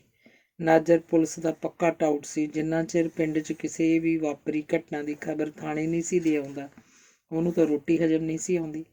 ਬੰਦੇ ਜਦ ਨੂਰਾਂ ਦੀ ਅਰਥੀ ਸਿਵਿਆਂ 'ਚ ਲੈ ਕੇ ਗਏ ਸਨ ਤਾਂ ਇੱਕ ਵੀ ਜਨਾਨੀ ਨਾਲ ਨਹੀਂ ਸੀ। ਕਈ ਤਾਂ ਪਿੰਡ ਦੇ ਆਦਮੀ ਵੀ ਟਾਲਾ ਵੱਟ ਗਏ ਸਨ। ਰਾਤ ਨੂੰ ਕੀਤਾ ਸੰਸਕਾਰ ਮਹਿੰਗਾ ਪੈ ਸਕਦਾ ਸੀ, ਲੈਣੇ ਦੇ ਦੇਣੇ ਪੈ ਸਕਦੇ ਸਨ। ਥੰਮਣ ਬਹੁਤ ਖੁਸ਼ ਸੀ। ਉਹਨੇ ਲਾਲ ਤੋਂ ਬਦਲਾ ਲੈ ਆਪਣੇ ਸਿਰ 'ਤੇ ਲਟਕਦੀ ਨੂਰਾਂ ਨਾਂ ਦੀ ਤਲਵਾਰ ਵੀ ਖਤਮ ਕਰਵਾ ਦਿੱਤੀ ਸੀ। ਕਰਤਾਰਾ ਚਿਖਾ ਨੂੰ ਅੱਗ ਦੇਣ ਹੀ ਲੱਗਾ ਸੀ ਜਦੋਂ ਹਨੇਰੇ 'ਚੋਂ ਇੱਕ ਥਾਣੇਦਾਰ ਤੇ ਹੌਲਦਾਰ ਸਮੇਤ 3 ਸਿਪਾਹੀ ਪ੍ਰੇਤਾਂ ਵਾਂਗ ਨਿਕਲ ਆਏ। ਇਹ ਕੀ ਹੋਈ ਜਾਂਦਾ ਓਏ? ਭੈਣ ਦਿਓ ਖਸਮੋ! ਥਾਣੇਦਾਰ ਨੇ ਅੱਗੇ ਵੱਧ ਕੇ ਮਾਨੇ ਵੱਲੋਂ ਹੱਥ 'ਚ ਫੜਿਆ ਡੰਡਾ ਚਲਾਇਆ, ਜੋ ਮਾਨੇ ਦੇ ਮੋਹਰਾਂ 'ਚ ਵੱਜਿਆ। ਮਾਨੇ ਦੇ ਮੂੰਹ 'ਚੋਂ ਵੀ ਮਾਂ ਨਿਕਲਿਆ। ਹੋਰ ਕੋਈ ਵੇਲਾ ਹੁੰਦਾ ਤਾਂ ਲੋਕਾਂ ਹੱਸ ਪੈਣਾ ਸੀ। ਇੱਥੇ ਹੁਣ ਹੱਸਣਾ ਤਾਂ ਦੂਰ, ਸਾਰਿਆਂ ਦੇ ਮਾਪੇ ਮਰੇ ਜਾ ਰਹੇ ਸਨ। ਲਾਲ ਸਿਉਂ ਦੇ ਘਰੋਂ ਕੋਠੇ ਤੋਂ ਡਿੱਗ ਪਈ ਜਨਾਬ। ਕਰਤਾਰਾ ਹੱਥ ਬੰਨ੍ਹ ਖੜ੍ਹ ਗਿਆ। 2 ਹੱਥਾਂ ਦੀਆਂ ਤਲੀਆਂ 'ਚ ਸੀਖਾਂ ਵਾਲੀ ਡੱਬੀ ਮੌਜੂਦ ਸੀ। ਪੁਲਿਸ ਵਾਲੇ ਰਾਤ ਦੇ ਹਨੇਰੇ 'ਚ ਜਮਦੂਤ ਹੀ ਲੱਗ ਰਹੇ ਸਨ। ਇੱਕ ਹਨੇਰਾ, ਦੂਜਾ ਸਿਵੇ, ਤੀਜੀ ਸਿਵਿਆਂ 'ਚ ਲਾਸ਼, ਚੌਥੀ ਪੁਲਿਸ। ਸਾਰਾ ਮਾਹੌਲ ਹੀ ਡਰਾਵਣਾ ਸੀ। ਸਵੇਰੇ ਦਿਨ ਨਹੀਂ ਚੜ੍ਹਨਾ ਸੀ। ਭੈਣ ਦਿਓ ਯਾਰੋ, ਕੁੜੀ ਦੇਣਿਓ, ਦੱਲਿਓ, ਕੱਢੋ ਹੁਣ ਲੱਕੜਾਂ 'ਚੋਂ ਬਾਹਰ ਆਪਦੀ ਮਾਂ ਨੂੰ। ਮੁਸਲਮਾਨੀ ਟੁੱਕ ਕੇ ਸੰਸਕਾਰ ਕਰੀ ਜਾਂਦੇ ਆ। ਐਡਾ ਅਨਰਥ! ਤੁਹਾਨੂੰ ਇੰਨਾ ਤਾਂ ਇਲਮ ਹੋਣਾ ਚਾਹੀਦਾ। ਮੁਸਲਮਾਨ ਦਫਨਾਉਂਦੇ ਆ, ਪਰ ਤੁਸਾਂ ਨੂੰ ਤਾਂ ਲਾਸ਼ ਗਾਇਬ ਕਰਨ ਦੀ ਸੀ। ਰਾਤੋਂ ਰਾਤ ਚੋਰਿਓ। ਥਾਣੇਦਾਰ ਭਖਿਆ ਹੀ ਆਇਆ ਸੀ। ਕੋਈ ਕੁਝ ਨਾ ਬੋਲਿਆ। ਕਰਤਾਰਾ ਹੀ ਜੀ ਕਰੀ ਗਿਆ ਸੀ। ਹੋਰ ਤਾਂ ਕੁਝ ਔੜ ਹੀ ਨਹੀਂ ਸੀ ਰਿਹਾ। ਲੱਕੜਾਂ 'ਚੋਂ ਲਾਸ਼ ਕਢਵਾ ਕੇ ਧਰਮਸ਼ਾਲਾ 'ਚ ਲਿਆਂਦੀ ਗਈ। ਅੱਧੀ ਰਾਤ ਚੱਕਵਾਂ ਚੁੱਲ੍ਹਾ ਰੱਖ ਮੁਰਗਾ ਬਣਾਇਆ ਸੀ। ਥੰਮਣ ਤੇ ਨਾਜ਼ਰ ਨੇ ਮਸਾਲਾ ਭੁੰਨ ਰਾੜਾ ਲਾਇਆ। ਕਰਤਾਰੇ ਨੇ ਪਿੰਡ 'ਚੋਂ ਕਿਸੇ ਤੋਂ 200 ਰੁਪਈਆ ਫੜ ਥਾਣੇਦਾਰ ਦੀ ਜੇਬ 'ਚ ਪਾ ਦਿੱਤਾ। ਦਿਨ ਚੜ੍ਹੇ ਪੁਲਿਸ ਵਾਲੇ ਲਾਸ਼ ਗੱਡੇ 'ਤੇ ਰਖਵਾ ਕੇ ਪੋਸਟਮਾਰਟਮ ਲਈ ਲੈ ਗਏ ਸਨ। ਲਾਲ ਨੂੰ ਹੱਥ ਕੜੀ ਠੋਕ ਲਈ ਗਈ ਸੀ। ਥਾਣੇ 'ਚ ਮਿਲੀ ਮੈਨੂੰ। ਥਾਣੇਦਾਰ ਕਰਤਾਰੇ ਨੂੰ ਆ ਗਿਆ ਸੀ। ਉਸ ਭਾਣੇ 200 ਰੁਪਈਆ ਤਾਂ ਊਠ ਦੇ ਮੂੰਹ 'ਚ ਜੀਰੇ ਦੇਣ ਵਾਲੀ ਗੱਲ ਸੀ। ਕਰਤਾਰਾ ਤਾਂ ਕਰਤਾਰਾ, ਉਹ ਜੇ ਚਾਹੁੰਦਾ ਤਾਂ 2-4 ਜਣੇ ਹੋਰ ਵੀ ਲਾਸ਼ ਖੁਰਦ-ਬੁਰਦ ਕਰਨ ਦੀ ਧਾਰਾ 'ਚ ਅੰਦਰ ਤੁੰਨ ਸਕਦਾ ਸੀ। ਉਸ ਭਾਣੇ ਉਹਦੀ ਇਹ ਦਰਿਆਦਿਲੀ ਸੀ ਕਿ ਲਾਲ ਤੋਂ ਬਿਨਾਂ ਕਿਸੇ ਨੂੰ ਹੱਥ ਨਹੀਂ ਪਾਇਆ ਸੀ ਤੇ ਬੋਝੇ 'ਚੋਂ ਸਿਰਫ 200 ਰੁਪਇਆ ਹੀ ਆਇਆ ਸੀ। ਦੂਜੇ ਦਿਨ ਕਿਤੇ ਆਥਣੇ ਜਾ ਕੇ ਲਾਸ਼ ਸ਼ਹਿਰੋਂ ਆਈ ਸੀ। ਫਿਰ ਨੂਰਾਂ ਦਾ ਸੰਸਕਾਰ ਹੋਇਆ ਸੀ। ਸ਼ਾਮੋਂ ਨੂੰ ਦੰਦਲਾਂ ਪੈ ਰਹੀਆਂ ਸਨ। ਜਵਾਕਾਂ ਦਾ ਬੁਰਾ ਹਾਲ ਸੀ, ਜਿਨ੍ਹਾਂ ਨੂੰ ਸੰਤੋ ਸੰਭਾਲ ਰਹੀ ਸੀ। ਤੇਰਾ ਭਰਾ ਨਹੀਂ ਆਇਆ ਓਏ? ਭੈਣ ਦਿਆ ਦੁੱਗਾ, ਮੈਂ ਉਹਨੂੰ ਆਉਣ ਲਈ ਆਖਿਆ ਸੀ। ਤੇਰੇ ਗਲ 'ਚ ਹੁਣ ਫਾਂਸੀ ਦਾ ਰੱਸਾ ਜ਼ਰੂਰ ਪਵਾਉਂ, ਜਿਹੜੀਆਂ ਮੇਰੇ ਨਾਲ ਚਲਾਕੀਆਂ ਜਿਹੀਆਂ ਕਰਦੇ ਫਿਰਦੇ ਆ। ਥਾਣੇਦਾਰ ਨੇ ਲਾਲ ਦੀ ਤੇ ਜੂਤ ਵਰਾਉਣਾ ਸ਼ੁਰੂ ਕਰਤਾ ਸੀ। ਥਾਣੇਦਾਰ ਨੇ ਆਪਣੇ ਵੱਲੋਂ ਠੋਕ ਕੇ ਕੇਸ ਬਣਾਉਣ ਦੀ ਸੋਚ ਲਈ ਸੀ, ਪਰ ਮੌਕੇ ਦਾ ਗਵਾਹ ਬਣਨ ਲਈ ਕੋਈ ਵੀ ਤਿਆਰ ਨਹੀਂ ਸੀ। ਨਾਜ਼ਰ ਨੂੰ ਥਾਣੇਦਾਰ ਨੇ ਬਹੁਤ ਪਲੋਸਿਆ ਸੀ, ਪਰ ਉਹ ਵੀ ਸਿਰ ਫੇਰ ਗਿਆ ਸੀ। ਗਵਾਹੀ ਭਰ ਕੇ ਤਾਂ ਸ਼ਰੀਕਾ ਗਲ ਪਵਾਉਣ ਵਾਲੀ ਗੱਲ ਸੀ। ਤੀਜੇ ਦਿਨ ਕਿਤੇ ਜਾ ਕੇ ਥਾਣੇਦਾਰ ਦੇ ਮੱਥੇ ਲੱਗਿਆ ਸੀ। ਥਾਣੇਦਾਰ ਕਰਤਾਰੇ ਨੂੰ ਖਾਣ ਨੂੰ ਆਇਆ ਸੀ। ਸੁੱਕਾ ਹੀ ਸਾਰਨ ਨੂੰ ਫਿਰਦੇ ਆ ਤੁਸੀਂ। ਪੌੜ ਨਾ ਚੁਕਵਾਏ ਤਾਂ ਮੈਨੂੰ ਆਖਿਆ ਜੀ। ਇਹੋ ਜਿਹੀ ਮੰਜੀ ਠੋਕੂ ਯਾਦ ਕਰੋਗੇ। ਜੇ ਤਾਂ ਜੀ ਤੁਸੀਂ ਪਿੰਡ ਹੀ ਰਫਾ ਦਫਾ ਕਰ ਦਿੰਦੇ, ਗੱਲ ਹੋਰ ਸੀ। ਹੁਣ ਜਦ ਕੇਸ ਬਣ ਹੀ ਗਿਆ, ਪੈਸੇ ਕਿਹੜੀ ਖੁਸ਼ੀ 'ਚ ਦਈਏ? ਸਾਡਾ ਤਾਂ ਘਰ ਤਬਾਹ ਹੋ ਗਿਆ। ਇੱਕ ਮਰ ਗਈ, ਇੱਕ ਜੇਲ੍ਹ ਜਾਊ। ਕਰਤਾਰਾ ਥਾਣੇਦਾਰ ਨੂੰ ਸਿੱਧਾ ਹੀ ਲੱਗਾ। ਪਤਾ ਨਹੀਂ ਉਸ ਚੈਨਾ ਬਲ ਕਿੱਥੋਂ ਆ ਗਿਆ ਸੀ। ਥਾਣੇਦਾਰ ਅੱਗੇ ਬੋਲਣਾ ਖੇਡ ਨਹੀਂ ਸੀ, ਪਰ ਉਹ ਬੋਲ ਗਿਆ ਸੀ। ਉਹਨੇ ਸੋਚਿਆ ਸੀ, ਮਨਾ ਜਿਹੜੇ ਰੁਪਈਏ ਹੁਣ ਥਾਣੇਦਾਰ ਨੂੰ ਦੇਣੇ ਆ, ਉਹਨਾਂ ਨਾਲ ਹੀ ਕੋਈ ਚੰਗਾ ਵਕੀਲ ਕਿਉਂ ਨਾ ਕਰਾਂਗੇ। ਉਹਨੂੰ ਵੀ ਕਿਸੇ ਹੰਡੇ ਵਰਤੇ ਬੰਦੇ ਨੇ ਜੁਗਤ ਦੱਸੀ ਸੀ ਕਿ ਥਾਣੇਦਾਰ ਨੇ ਪੈਸੇ ਲੈ ਕੇ ਵੀ ਕੇਸ ਢਿੱਲਾ ਨਹੀਂ ਕਰਨਾ, ਦੀਵਾਨੀ ਨਾ ਦੇਵੇ। ਆਖਣ 'ਤੇ ਹੀ ਕਰਤਾਰਾ ਪੱਕਾ ਹੋ ਦੁੱਧ ਵਰਗਾ ਚਿੱਟਾ ਜਵਾਬ ਦੇ ਗਿਆ ਸੀ। ਉਹ ਤਾਂ ਥਾਣੇਦਾਰ ਨੂੰ ਪਹਿਲਾਂ 200 ਰੁਪਈਆ ਦੇ ਕੇ ਵੀ ਪਛਤਾ ਰਿਹਾ ਸੀ। 25 ਰੁਪਈਏ ਕੁੱਕੜ ਤੇ 2 ਬੋਤਲਾਂ ਦੇ ਵੱਖ ਲੱਗੇ ਸਨ। ਥਾਣੇਦਾਰ ਨੇ ਫਿਰ ਵੀ ਭੋਰਾ ਸ਼ਰਮ ਨਹੀਂ ਖਾਧੀ ਸੀ। ਧਰਮਸ਼ਾਲਾ 'ਚ ਲਾਸ਼ ਰੱਖ ਛੱਡੀ ਸੀ, ਉੱਥੇ ਹੀ ਹੱਡ ਚੂਸਦਾ ਰਿਹਾ ਸੀ। ਉਹ ਅਜੇ ਇਸ ਗੱਲੋਂ ਅਣਜਾਣ ਸੀ ਕਿ ਥਾਣੇਦਾਰ ਨੂੰ ਦਿੱਤੇ 200 ਨੇ ਬਹੁਤ ਕੰਮ ਕੀਤਾ ਸੀ। ਜੇ ਉਹ ਨਾ ਦਿੱਤਾ ਹੁੰਦਾ ਤਾਂ ਉਹਨੂੰ ਵੀ ਲਾਲ ਦੇ ਨਾਲ ਹੀ ਧਰ ਦਬੋਚਣਾ ਸੀ। ਲਾਲ ਦੀ ਕਰਤਾਰੇ ਨੇ ਹਵਾਲਾਤ 'ਚ ਮੁਲਾਕਾਤ ਕੀਤੀ ਸੀ ਤਾਂ ਲਾਲ ਕਰਤਾਰੇ ਦੇ ਗਲ ਪੈ ਗਿਆ ਸੀ। ਉਹਦਾ ਕਹਿਣਾ ਸੀ ਕਿ ਉਹ ਜਾਣ ਬੁੱਝ ਕੇ ਲਾਪਰਵਾਹੀ ਵਰਤ ਰਿਹਾ ਸੀ, ਜਿਹਨੇ 2 ਦਿਨਾਂ ਬਾਅਦ ਅੱਜ ਆ ਮੂੰਹ ਵਿਖਾਇਆ ਸੀ। ਮੈਂ ਕਿਵੇਂ ਆ ਜਾਂਦਾ? ਘਰ ਦਾ ਵੀ ਤਾਂ ਵੇਖਣਾ ਸੀ। ਸ਼ਾਮੋਂ ਬਿਮਾਰ ਪਈ ਆ, ਦੌਰੇ ਪਈ ਜਾਂਦੇ ਆ। ਜਵਾਕਾਂ ਦਾ ਉਦੋਂ ਬੁਰਾ ਹਾਲ ਹੈ, ਕੋਈ ਨਾ ਕੋਈ ਆਇਆ ਗਿਆ ਵੀ ਹੁੰਦਾ। ਘਰੇ ਹੋਰ ਹੈ ਹੀ ਕੌਣ? ਫੁੱਲ ਚੁਗੇ ਆ, ਭੋਗ ਪਾਉਣਾ, ਹਰਿਦੁਆਰ ਵੀ ਜਾਣਾ ਪਊ। ਉਹ ਤਾਂ ਚੱਲ ਅਜੇ ਠਹਿਰ ਕੇ ਜਾ ਵੜਾਂਗੇ, ਪਰ ਤੇਰੀ ਹੁਣ ਮਿਆਂਕ ਵੀ ਛੇਤੀ ਨਿਕਲ ਗਈ। ਇਹ ਤਾਂ ਇਹ ਕਾਰਾ ਕਰਨ ਤੋਂ ਪਹਿਲਾਂ ਸੋਚਣਾ ਸੀ। ਹੁਣ ਜਿਵੇਂ ਪਾਈ ਆ ਉਵੇਂ ਚੱਲ। ਕਰਤਾਰਾ ਵੀ ਅੱਕਿਆ ਪਿਆ ਸੀ। ਥਾਂ ਥਾਂ 'ਤੇ ਉਹਦੀ ਜਾਨ ਵੰਡੀ ਪਈ ਸੀ। ਤੂੰ ਮੈਨੂੰ ਕੈਦ ਕਰਵਾਊਂ ਆ। ਲਾਲ ਦੰਦੀਆਂ ਪੀ ਰਿਹਾ ਸੀ, ਪਰ ਫਿਰ ਕਰਤਾਰਾ ਨਹੀਂ ਬੋਲਿਆ। ਉਹਨੂੰ ਲਾਲ ਨਾਲ ਮਗਜਾਲੀ ਮਾਰਨ ਦਾ ਕੋਈ ਫਾਇਦਾ ਨਹੀਂ ਸੀ ਲੱਗਿਆ। ਲਾਲ ਨੂੰ 302 ਤੇ ਕੁਝ ਹੋਰ ਧਾਰਾਵਾਂ ਲਾ ਜੇਲ੍ਹ ਭੇਜ ਦਿੱਤਾ ਗਿਆ। ਥਾਣੇਦਾਰ ਨੇ ਚਲਾਨ ਦੀ ਵੀ ਛੇਤੀ ਪੇਸ਼ ਕਰਤਾ। ਉਹ ਕੋਈ ਵੀ ਢਿੱਲ ਨਹੀਂ ਸੀ ਵਰਤਣੀ ਚਾਹੁੰਦਾ। ਉਹਨੇ ਗਵਾਹ ਖੜੇ ਕਰਨ ਲਈ ਫਿਰ ਜ਼ੋਰ ਪਾਉਣਾ ਸ਼ੁਰੂ ਕਰਤਾ। ਡਰਾ ਧਮਕਾ ਕੇ ਇੱਕ ਲਾਲ ਦੇ ਗੁਆਂਢੀ ਨੂੰ ਖੜਾ ਕਰ ਹੀ ਲਿਆ। ਥਾਣੇਦਾਰ ਨੇ ਨਾਜਰ 'ਤੇ ਵੀ ਜ਼ੋਰ ਪਾਇਆ, ਉਹ ਨਾ ਮੰਨਿਆ। ਥਾਣੇਦਾਰ ਉਸ 'ਤੇ ਕੁਟਾਪਾ ਵੀ ਚੜ੍ਹ ਗਿਆ, ਪਰ ਨਾਜਰ ਲੋਟ ਨਾ ਆਇਆ। ਗਵਾਹੀ ਭਰ ਕੇ ਮੈਂ ਸ਼ਰੀਕਾ ਮੁੱਲ ਲਵਾਂ? ਮੇਰੀ ਕਿੱਧਰਲੀ ਸਿਆਣਪ ਹੋਊ ਥਾਣੇਦਾਰਾ? ਤੈਨੂੰ ਕਤਲ ਦੀ ਖਬਰ ਕਰਤੀ ਸੀ, ਉਹ ਥੋੜ੍ਹਾ ਸੀ। ਤੇਰੇ ਹੋਰ ਵੀ ਪਹਿਲਾਂ ਬਥੇਰੇ ਕੰਮ ਆਉਂਦਾ ਰਿਹਾ, ਪਰ ਤੂੰ ਪੁਲਸੀਆ ਹੀ ਨਿਕਲਿਆ ਨਾ। ਮੇਰੇ ਤੇ ਜੂਤ ਫੋਕਟ 'ਚ ਹੀ ਭਰਾ ਗਿਆ। ਨਾਜਰ ਨੇ ਆਖਿਆ ਸੀ ਤਾਂ ਥਾਣੇਦਾਰ ਨੇ ਉਹਨੂੰ ਮਸਾਂ ਠੰਡਾ ਕੀਤਾ ਸੀ। ਕਿੰਨਾ ਚਿਰ ਪਲੋਸਦਾ ਰਿਹਾ ਸੀ। ਨਾਜਰ ਵਰਗੇ ਬੰਦਿਆਂ ਦੀ ਤਾਂ ਉਹਨੂੰ ਚਿੱਤੋਂ ਪੈਰ ਲੋੜ ਰਹਿੰਦੀ ਸੀ। ਤਰੀਕਾਂ ਪੈ ਰਹੀਆਂ ਸਨ। ਥੰਮਣ ਤੇ ਖੋਜੀ ਤਰੀਕ ਵਾਲੇ ਦਿਨ ਤਰੀਕ 'ਤੇ ਪਹੁੰਚ ਹੀ ਜਾਂਦੇ ਸਨ। ਪੁਲਿਸ ਵੱਲੋਂ ਬਣਾਇਆ ਗਵਾਹ ਭਾਵੇਂ ਪਾਣੀ ਜਿਹਾ ਗੰਧਾਲ ਗਿਆ ਸੀ, ਪਰ ਫਿਰ ਵੀ ਅਦਾਲਤ ਨੇ ਪੁਲਿਸ ਦੀ ਗਵਾਹੀ ਮੁੱਖ ਰੱਖ 3 ਸਾਲ ਦੀ ਕੈਦ ਬੋਲ ਹੀ ਦਿੱਤੀ। ਕਰਤਾਰਾ ਮੁਕੱਦਮੇ 'ਤੇ ਫੜਾ ਕੇ ਪੈਸੇ ਲਾਉਂਦਾ ਰਿਹਾ ਸੀ। ਮੁਲਾਕਾਤ ਕਰਨ ਗਿਆ ਵੀ ਖਰਚਾ ਪੱਠਾ ਦਿੰਦਾ, ਪਰ ਲਾਲ ਸਿੱਧੇ ਮੂੰਹ ਨਾਲ ਬੋਲਦਾ। ਕਰਤਾਰਾ ਚੱਲ ਹੋਊ ਸਮਝ ਆਪਣੇ ਆਪ ਨੂੰ ਸਮਝਾ ਲੈਂਦਾ ਰਿਹਾ, ਪਰ ਲਾਲ ਦੀ ਹੈਂਕੜ ਨਹੀਂ ਭੱਜੀ ਸੀ। ਉਹਦੀ ਸਿਹਤ 'ਤੇ ਕੋਈ ਅਸਰ ਨਹੀਂ ਸੀ। ਦਿਨ ਚੜ੍ਹਦਾ ਰਾਤ ਪੈਂਦੀ, ਫਿਰ ਅਗਲਾ ਦਿਨ ਐਂ ਹੀ ਲਾਲ ਦੀ ਕੈਦ ਪੂਰੀ ਹੋ ਗਈ। ਜਿਸ ਦਿਨ ਲਾਲ ਦੀ ਰਿਹਾਈ ਹੋਣੀ ਸੀ, ਥੰਮਣ ਦਿਨ ਦੇ 12 ਵਜੇ ਹੀ ਜੇਲ੍ਹ ਦੀ ਡਿਊਟੀ ਅੱਗੇ ਜਾ ਬੈਠਾ ਸੀ। ਥੰਮਣ ਨੂੰ ਘੰਟੇ ਪਲ ਗਿਣਦਿਆਂ 2 ਸਾਲ ਆਏ ਸਨ। ਉਹਨੂੰ ਲਾਲ ਦੇ ਬਗੋਚੇ ਦਾ ਪਤਾ ਹੀ ਲਾਲ ਦੀ ਗੈਰ ਹਾਜ਼ਰੀ 'ਚ ਲੱਗਾ ਸੀ। ਜਿਹੜੀਆਂ ਨਿਹਾਰੀਆਂ ਉਹ ਲਾਲ ਨਾਲ ਰਹਿ ਕੇ ਚਰਦਾ ਆਇਆ ਸੀ, ਉਹ 2 ਸਾਲ ਬੰਦ ਰਹੀਆਂ ਸਨ। ਉਹ ਤਾਂ ਨਸ਼ੇ ਪੱਤੇ ਦੀ ਵੀ ਮੰਗ ਤੰਗ ਕੇ ਹੀ ਹੁਣ ਧੱਕ ਧੂੰਆਂ ਘੜੀਸੀ ਕਰਦਾ ਰਹਿੰਦਾ ਸੀ। ਠੱਗੀਆਂ ਠੋਰੀਆਂ ਮਾਰ ਦਿਨ ਲੰਘਾਏ ਸਨ। ਮਾਨਾ ਵੀ ਕਿਸੇ ਸਰਦਾਰ ਦੇ ਬਾਗ 'ਚ ਘਮਾਣੀ ਘਕਾਉਣ ਜੋਗਾ ਹੀ ਰਹਿ ਗਿਆ ਸੀ। ਤੋਤਿਆਂ ਨੂੰ ਹਾਥ ਕਰਦਿਆਂ ਹੀ ਦਿਨ ਬੀਤਦੇ, ਪਰ ਫਿਰ ਵੀ ਉਹਨੂੰ ਅਫੀਮ ਤੇ ਦਾਰੂ ਦੀ ਤੋਟ ਨਹੀਂ ਸੀ, ਤੇ ਇਸ ਤੋਂ ਵੱਧ ਕਿਸੇ ਚੀਜ਼ ਦੀ ਚਾਹਤ ਹੈ ਹੀ ਨਹੀਂ ਸੀ। ਪਰ ਥੰਮਣ ਨੂੰ ਮੁਸ਼ਕਿਲ ਹੋਇਆ ਪਿਆ ਸੀ। ਉਹਨੂੰ ਕਿਤੇ ਕਿਤੇ ਲੱਗਦਾ ਜਿਵੇਂ ਆਪਣੇ ਪੈਰ 'ਤੇ ਆਪ ਕੁਹਾੜੀ ਮਾਰੀ ਹੋਵੇ, ਪਰ ਕਰਮੋਂ ਦੀ ਆਗੋਸ਼ 'ਚ ਜਾ ਉਹ ਆਪਣੇ ਸਾਰੇ ਸੰਕਟ ਭੁੱਲ ਜਾਂਦਾ। ਉਹਦੀਆਂ ਤੇ ਕਰਮੋਂ ਦੀਆਂ ਗੱਲਾਂ 'ਚੋਂ ਗੱਲ ਨਿਕਲਦੀ ਇਸ ਬਿੰਦੂ 'ਤੇ ਆ ਰੁਕਦੀ ਕਿ ਜੇ ਨੂਰਾਂ ਦਾ ਕਤਲ ਨਾ ਹੁੰਦਾ ਤਾਂ ਉਹਨੇ ਕਦੋਂ ਵੀ ਮੂੰਹ ਫਾੜ ਉਹਨਾਂ ਦਾ ਘੋਗਾ ਚਿੱਤ ਕਰਵਾ ਦੇਣਾ ਸੀ। ਅੱਧਾ ਦਿਨ ਥੰਮਣ ਦਾ ਜੇਲ੍ਹ ਦੀ ਡਿਊਟੀ ਵੱਲ ਝਾਕਦਿਆਂ ਹੀ ਲੰਘਿਆ। ਉਹ ਜੇਲ੍ਹ ਦੇ ਮੁਲਾਜ਼ਮਾਂ ਦੀ ਬਣੀ ਕਲੋਨੀ ਵੱਲ GT ਰੋਡ 'ਤੇ ਖੜੀਆਂ ਟਾਹਲੀਆਂ 'ਚੋਂ ਇੱਕ ਟਾਹਲੀ ਦੇ ਮੁੱਢ ਨਾਲ ਇਕੱਠਾ ਜਿਹਾ ਹੋਇਆ ਬੈਠਾ ਸੀ। ਮੱਘਰ ਦਾ ਮਹੀਨਾ ਕਰਕੇ ਭਾਵੇਂ ਠੰਡ ਦਾ ਇੰਨਾ ਜ਼ੋਰ ਨਹੀਂ ਸੀ, ਪਰ ਫਿਰ ਵੀ ਠੰਡ ਸੀ। ਬਾਹਰ ਕੰਮ ਕਰਦੇ ਪੰਜੇ ਵਾਲੇ ਕੈਦੀ ਆਪਣੇ ਕੜੇ ਛਣਕਾਉਂਦੇ ਅੰਦਰ ਜਾ ਵੜੇ ਸਨ। ਕੋਈ ਮੁਲਾਜ਼ਮ ਹੀ ਹੁਣ ਤਾਂ ਅੰਦਰੋਂ ਨਿਕਲਦਾ ਸੀ। ਥੰਮਣ ਦੀ ਕੋਚਰ ਵਾਂਗ ਨਿਗਾਹ ਡਿਊਟੀ ਵੱਲ ਸੀ। ਡਿਊਟੀ ਦਾ ਵੱਡਾ ਗੇਟ ਖੁੱਲ੍ਹਿਆ ਤੇ ਸੁਪਰਡੈਂਟ ਸਾਹਿਬ ਅਸਮਾਨ ਵੱਲ ਪੰਛੀ ਝਾਤ ਜੀ ਮਾਰਦਾ ਕਲੋਨੀਆਂ ਵੱਲ ਬਣੀ ਆਪਣੀ ਸਰਕਾਰੀ ਕੋਠੀ ਵੱਲ ਮੁੜ ਗਿਆ, ਤੇ ਉਦੋਂ ਹੀ ਛੋਟੀ ਬਾਰੀ ਨੇ ਚੀਕੂ ਕੀਤੀ। ਲਾਲ ਬਾਹਰ ਨਿਕਲਿਆ। ਧਿਆਨ ਸਾਹਮਣੇ ਗਿਆ ਤਾਂ ਸਿੱਧੀ ਨਿਗਾਹ ਥੰਮਣ ਵੱਲ ਗਈ। ਉਹਨੂੰ ਡਿਊਟੀ ਅੱਗੇ ਖੜੇ ਸੰਤਰੀ ਨੇ ਪਤਾ ਨਹੀਂ ਕੀ ਆਖਿਆ। ਲਾਲ ਨੇ ਵੀ ਹੱਸ ਕੇ ਸਿਰ ਜਿਹਾ ਮਾਰਿਆ ਤੇ ਸੜਕ ਪਾਰ ਕਰ ਗਿਆ। ਲਾਲ ਤੇ ਥੰਮਣ ਨੇ ਘੁੱਟ ਕੇ ਹੱਥ ਮਿਲਾਏ ਤੇ ਫਿਰ ਸ਼ਹਿਰ ਵੱਲ ਤੁਰ ਪਏ। ਸੂਰਜ ਤਾਂ ਕਦੋਂ ਦਾ ਧਰਤੀ ਦੀ ਹਿੱਕ 'ਚ ਸਮਾ ਚੁੱਕਿਆ ਸੀ। ਉਹਨਾਂ ਨੂੰ ਮਾਈ ਵਾਲੇ ਖੂਹ ਕੋਲ ਆਉਂਦਿਆਂ ਹਨੇਰਾ ਹੋ ਗਿਆ। ਸ਼ਹਿਰ ਦੀਆਂ ਲਾਈਟਾਂ ਜਗ ਪਈਆਂ ਸਨ। ਠੇਕੇ ਕੋਲ ਦੀ ਲੰਘਦਿਆਂ ਥੰਮਣ ਨੇ ਬੋਤਲ ਖਰੀਦ ਲਈ। ਉਹ ਕਈ ਦਿਨਾਂ ਦਾ 10 ਰੁਪਏ ਅੱਜ ਦੇ ਦਿਨ ਲਈ ਘੁੱਟੀ ਤੁਰਿਆ ਆਇਆ ਸੀ। ਹੁਣ ਕਿਸ਼ਨ ਚਾਹ ਵਾਲੇ ਦੀ ਦੁਕਾਨ 'ਚ ਵੜ ਗਏ। ਕਿਸ਼ਨ ਭਾਂਡਾ ਟਿੰਡਾ ਸਾਂਭ ਆਪਣੇ ਘਰ ਜਾਣ ਨੂੰ ਤਿਆਰ ਬੈਠਾ ਸੀ।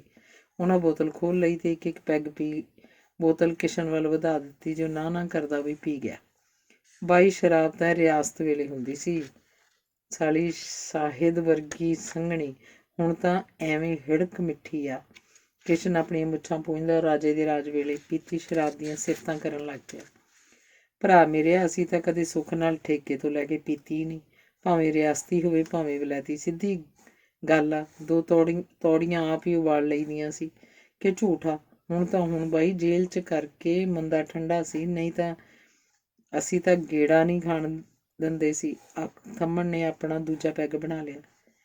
ਥੰਮਣ ਤਾਂ ਜਦੋਂ ਦਾ ਲਾਲ ਜੇਲ੍ਹ 'ਚ ਸੀ ਘਰ ਦੀ ਸ਼ਰਾਬ ਨੂੰ ਤਰਸਿਆ ਪਿਆ ਸੀ। 1-2 ਵਾਰ ਗੁੜ ਘੋਲਿਆ ਸੀ, ਪਰ ਉਹਦੇ ਹੱਥੋਂ ਬਣੀ ਨਾ। ਥੰਮਣ ਨੂੰ ਜੇ ਨੂਰਾਂ ਦੀ ਮੌਤ ਨਾਲ ਸਕੂਨ ਮਿਲਿਆ ਸੀ ਤਾਂ ਲਾਲ ਦਾ ਜੇਲ੍ਹ ਜਾਣਾ ਰੜਕਿਆ ਵੀ ਸੀ। ਥੰਮਣ ਤੇ ਕਰਮੋਂ ਜੇ ਕਦੇ ਹੁਣ ਮਿਲਦੇ ਵੀ ਸਨ ਤਾਂ ਬਹੁਤ ਬਚ ਬਚਾ ਕੇ। ਕਿਤੇ ਕਰਮੋਂ ਸਾਗ ਸੱਥੂ ਨੂੰ ਜਾਂਦੀ ਮਸਾਂ ਹੀ ਟੱਕਰਦੀ ਸੀ। ਨੂਰਾਂ ਦੇ ਕਤਲ ਨੇ ਉਹਨਾਂ ਦੇ ਥੰਮ ਹੀ ਉਖੇੜ ਦਿੱਤੇ ਸਨ। ਜੇ ਲਾਲ ਨੂਰਾਂ ਦਾ ਕਤਲ ਕਰ ਸਕਦਾ ਸੀ ਤਾਂ ਉਹ ਕਿਹੜਾ ਅਮਰ ਹੋ ਕੇ ਆਏ ਸਨ। ਇਹ ਗੱਲ ਉਹ ਭਲੀ ਭਾਂਤ ਜਾਣਦੇ ਸਨ। ਲੋਕਾਂ ਦੀਆਂ ਨਜ਼ਰਾਂ ਵੀ ਉਹਨਾਂ ਨੂੰ ਟੋਹਦੀਆਂ ਰਹਿੰਦੀਆਂ ਸਨ। ਇਹ ਗੱਲ ਪਿੰਡ 'ਚ ਗੁੱਝੀ ਨਹੀਂ ਸੀ ਕਿ ਨੂਰਾਂ ਤਾਂ ਬਲੀ ਦਾ ਬੱਕਰਾ ਬਣੀ ਸੀ। ਆਪਾਂ ਕਿਹੜਾ ਬਾਈ ਹਰ ਰੋਜ਼ ਪੀਣੀ ਹੁੰਦੀ ਆ, ਕਦੀ ਨਾ ਕਦੀ ਘੁੱਟ ਮਾਰ ਲਈਦੀ ਆ। ਤੁਹਾਡੇ ਵਰਗੇ ਸੱਜਣਾ ਮਿੱਤਰਾਂ ਤੋਂ ਮੁੱਲ ਲੈ ਕਿੱਥੇ ਪੀ ਹੁੰਦੀ ਆ, ਗਰੀਬ ਬੰਦੇ ਤੋਂ। ਤੁਸੀਂ ਹੋਏ ਸਰਦਾਰ ਆਦਮੀ। ਕਿਸ਼ਨ ਗੱਲਾਂ ਸੰਭਾਲ ਸਿਰ ਤੇ ਗਲੂਬੰਦ ਲਪੇਟਣ ਲੱਗ ਪਿਆ। ਸਾਰੇ ਦਿਨ ਦੀ ਦੁੱਧ ਕੜ ਲਾਹੀ ਮਲਾਈ ਇੱਕ ਡੋਲੂ 'ਚ ਪਾ ਹੱਥ ਹੇਠ ਕਰ ਲਈ। ਲਾਲ ਹੋਣਾ ਇੱਕ ਪੈਗ ਹੋਰ ਪੀਤਾ ਤੇ ਪਿੰਡ ਵੱਲ ਤੁਰ ਪਏ। ਫਾੜਕਾਂ ਤੱਕ ਤਾਂ ਉਹਨਾਂ ਨੂੰ ਕੋਈ ਨਾ ਕੋਈ ਟਾਵਾਂ ਆਉਂਦਾ ਜਾਂਦਾ ਮਿਲਦਾ ਰਿਹਾ ਤੇ ਸੀ ਵੀ ਸ਼ਹਿਰ ਦੀਆਂ ਲਾਈਟਾਂ ਦਾ ਚਾਨਣ। ਅੱਗੇ ਜਾ ਕੇ ਹਨੇਰੇ ਦਾ ਅਹਿਸਾਸ ਹੋਇਆ ਸੀ। ਅੱਗੇ ਆਏ ਸਨ ਤਾਂ ਵੱਡੀਆਂ ਵੱਡੀਆਂ ਕਰੇਨਾਂ ਖੜੀਆਂ ਸਨ। ਆਹ ਕੀ ਹੋਏ, ਢਿੱਬ ਚੜ੍ਹ ਪਏ ਆ? ਲਾਲ ਨੇ ਪੁੱਛਿਆ। ਇੱਥੇ ਦੀ ਨਹਿਰਾਂ ਨਿਕਲਣੀਆਂ ਬਾਈ, ਬਹੁਤ ਵੱਡੀਆਂ ਨਹਿਰਾਂ। ਰਾਜਸਥਾਨ ਵੱਲ ਜਾਣਾ ਪਾਣੀ ਕਿ ਝੂਠਾ? ਹਲਾ, ਇਹ ਤਾਂ ਕਮਾਲਾਂ ਹੋਈਆਂ ਪਈਆਂ ਬਈ। ਅਚੰਭਾ ਜਿਹਾ ਲੱਗ ਗਿਆ। ਉਹ ਨਹਿਰ ਦੀ ਪਟਾਈ ਕਰਨ ਵਾਲਿਆਂ ਦੇ ਤੰਬੂ ਲੰਘੇ ਤਾਂ ਥੰਮਣ ਨੂੰ ਖਾਲੀ ਹੱਥਾਂ ਦਾ ਅਹਿਸਾਸ ਹੋਇਆ। ਕੋਈ ਸੋਟੀ ਢਈਆ ਵੀ ਨਾ ਕੋਲੇ। 40 ਬੋਰੀਆਂ ਦੇ ਕਤੀੜ ਪੈਣਗੇ ਕਿ ਝੂਠਾ? ਥੰਮਣ ਨੇ ਆਖਿਆ। ਸ਼ਹਿਰ ਬਹੁਤ ਪਿੱਛੇ ਰਹਿ ਗਿਆ ਸੀ। ਵਾਰਡ ਨਾਲੋਂ ਥੰਮੀ ਪੱਟ ਲੈ, ਇਹ ਕਿੱਡਾ ਕੁ ਕੰਮ ਆ? ਲਾਲ ਨੇ ਆਖਿਆ। ਹੱਥ ਕੱਛਾਂ 'ਚ ਕਰ ਲਏ। ਠੰਡ ਲੱਗਣ ਲੱਗ ਪਈ ਸੀ। ਜਿਹੜੇ ਆਪਦੇ ਕੋਲ ਕੱਪੜੇ ਸਨ ਉਹ ਤਾਂ ਉਹ ਨਾਲ ਦੇ ਖੱਡੇ ਵਾਲਿਆਂ ਨੂੰ ਦੇ ਆਇਆ ਸੀ। ਥੰਮਣ ਕੋਲ ਚਾਦਰਾ ਸੀ। ਬਾਈ ਵੇਖ ਲੈ, ਸਾਨੂੰ ਤਾਂ ਤੇਰੇ ਬਿਨਾਂ ਤੇਰੇ ਘਰ ਵੱਲੋਂ ਡਰ ਆਉਂਦਾ ਸੀ। ਤੇਰਾ ਭਰਾ ਹੀ ਨਹੀਂ ਮਾਣ ਸੀ ਕਿ ਝੂਠਾ? ਨਾਲੇ ਮਾਸ਼ਕੀਆਂ ਦੇ ਘਰ ਵਾਲਾ ਅੱਡਾ ਤਾਂ ਭਾਂ ਕਰੇ। ਬੰਦਿਆਂ ਦੀਆਂ ਰੌਣਕਾਂ ਯਾਰਾਂ ਨਾਲ ਹੀ ਬਹਾਰਾਂ ਹੁੰਦੀਆਂ ਕਿ ਝੂਠਾ? ਥੰਮਣ ਨੇ ਆਖਿਆ। ਇੱਕ ਥਾਂ ਲੱਗੀ ਖੇਤ ਦੀ ਤਾਰ ਨਾਲੋਂ ਥੰਮੀ ਪੱਟਣ ਲੱਗਾ। ਥੰਮੀ ਨੂੰ ਹਜੋਕਾ ਮਾਰਿਆ। ਥੰਮੀ ਤਾਂ ਕੜੱਚ ਦੇਣੇ ਟੁੱਟ ਗਈ, ਪਰ ਕੰਡਿਆਲੀ ਤਾਰ ਦਾ ਮੂੰਗਾ ਖੋਲ੍ਹਣ ਲੱਗਿਆ ਤਾਰ ਉਂਗਲ 'ਚ ਖੁੱਭ ਗਈ। ਤੇਰੇ ਦੀ ਭੈਣ ਨੂੰ। ਥੰਮਣ ਨੇ ਕਸੀਸ ਵੱਟੀ।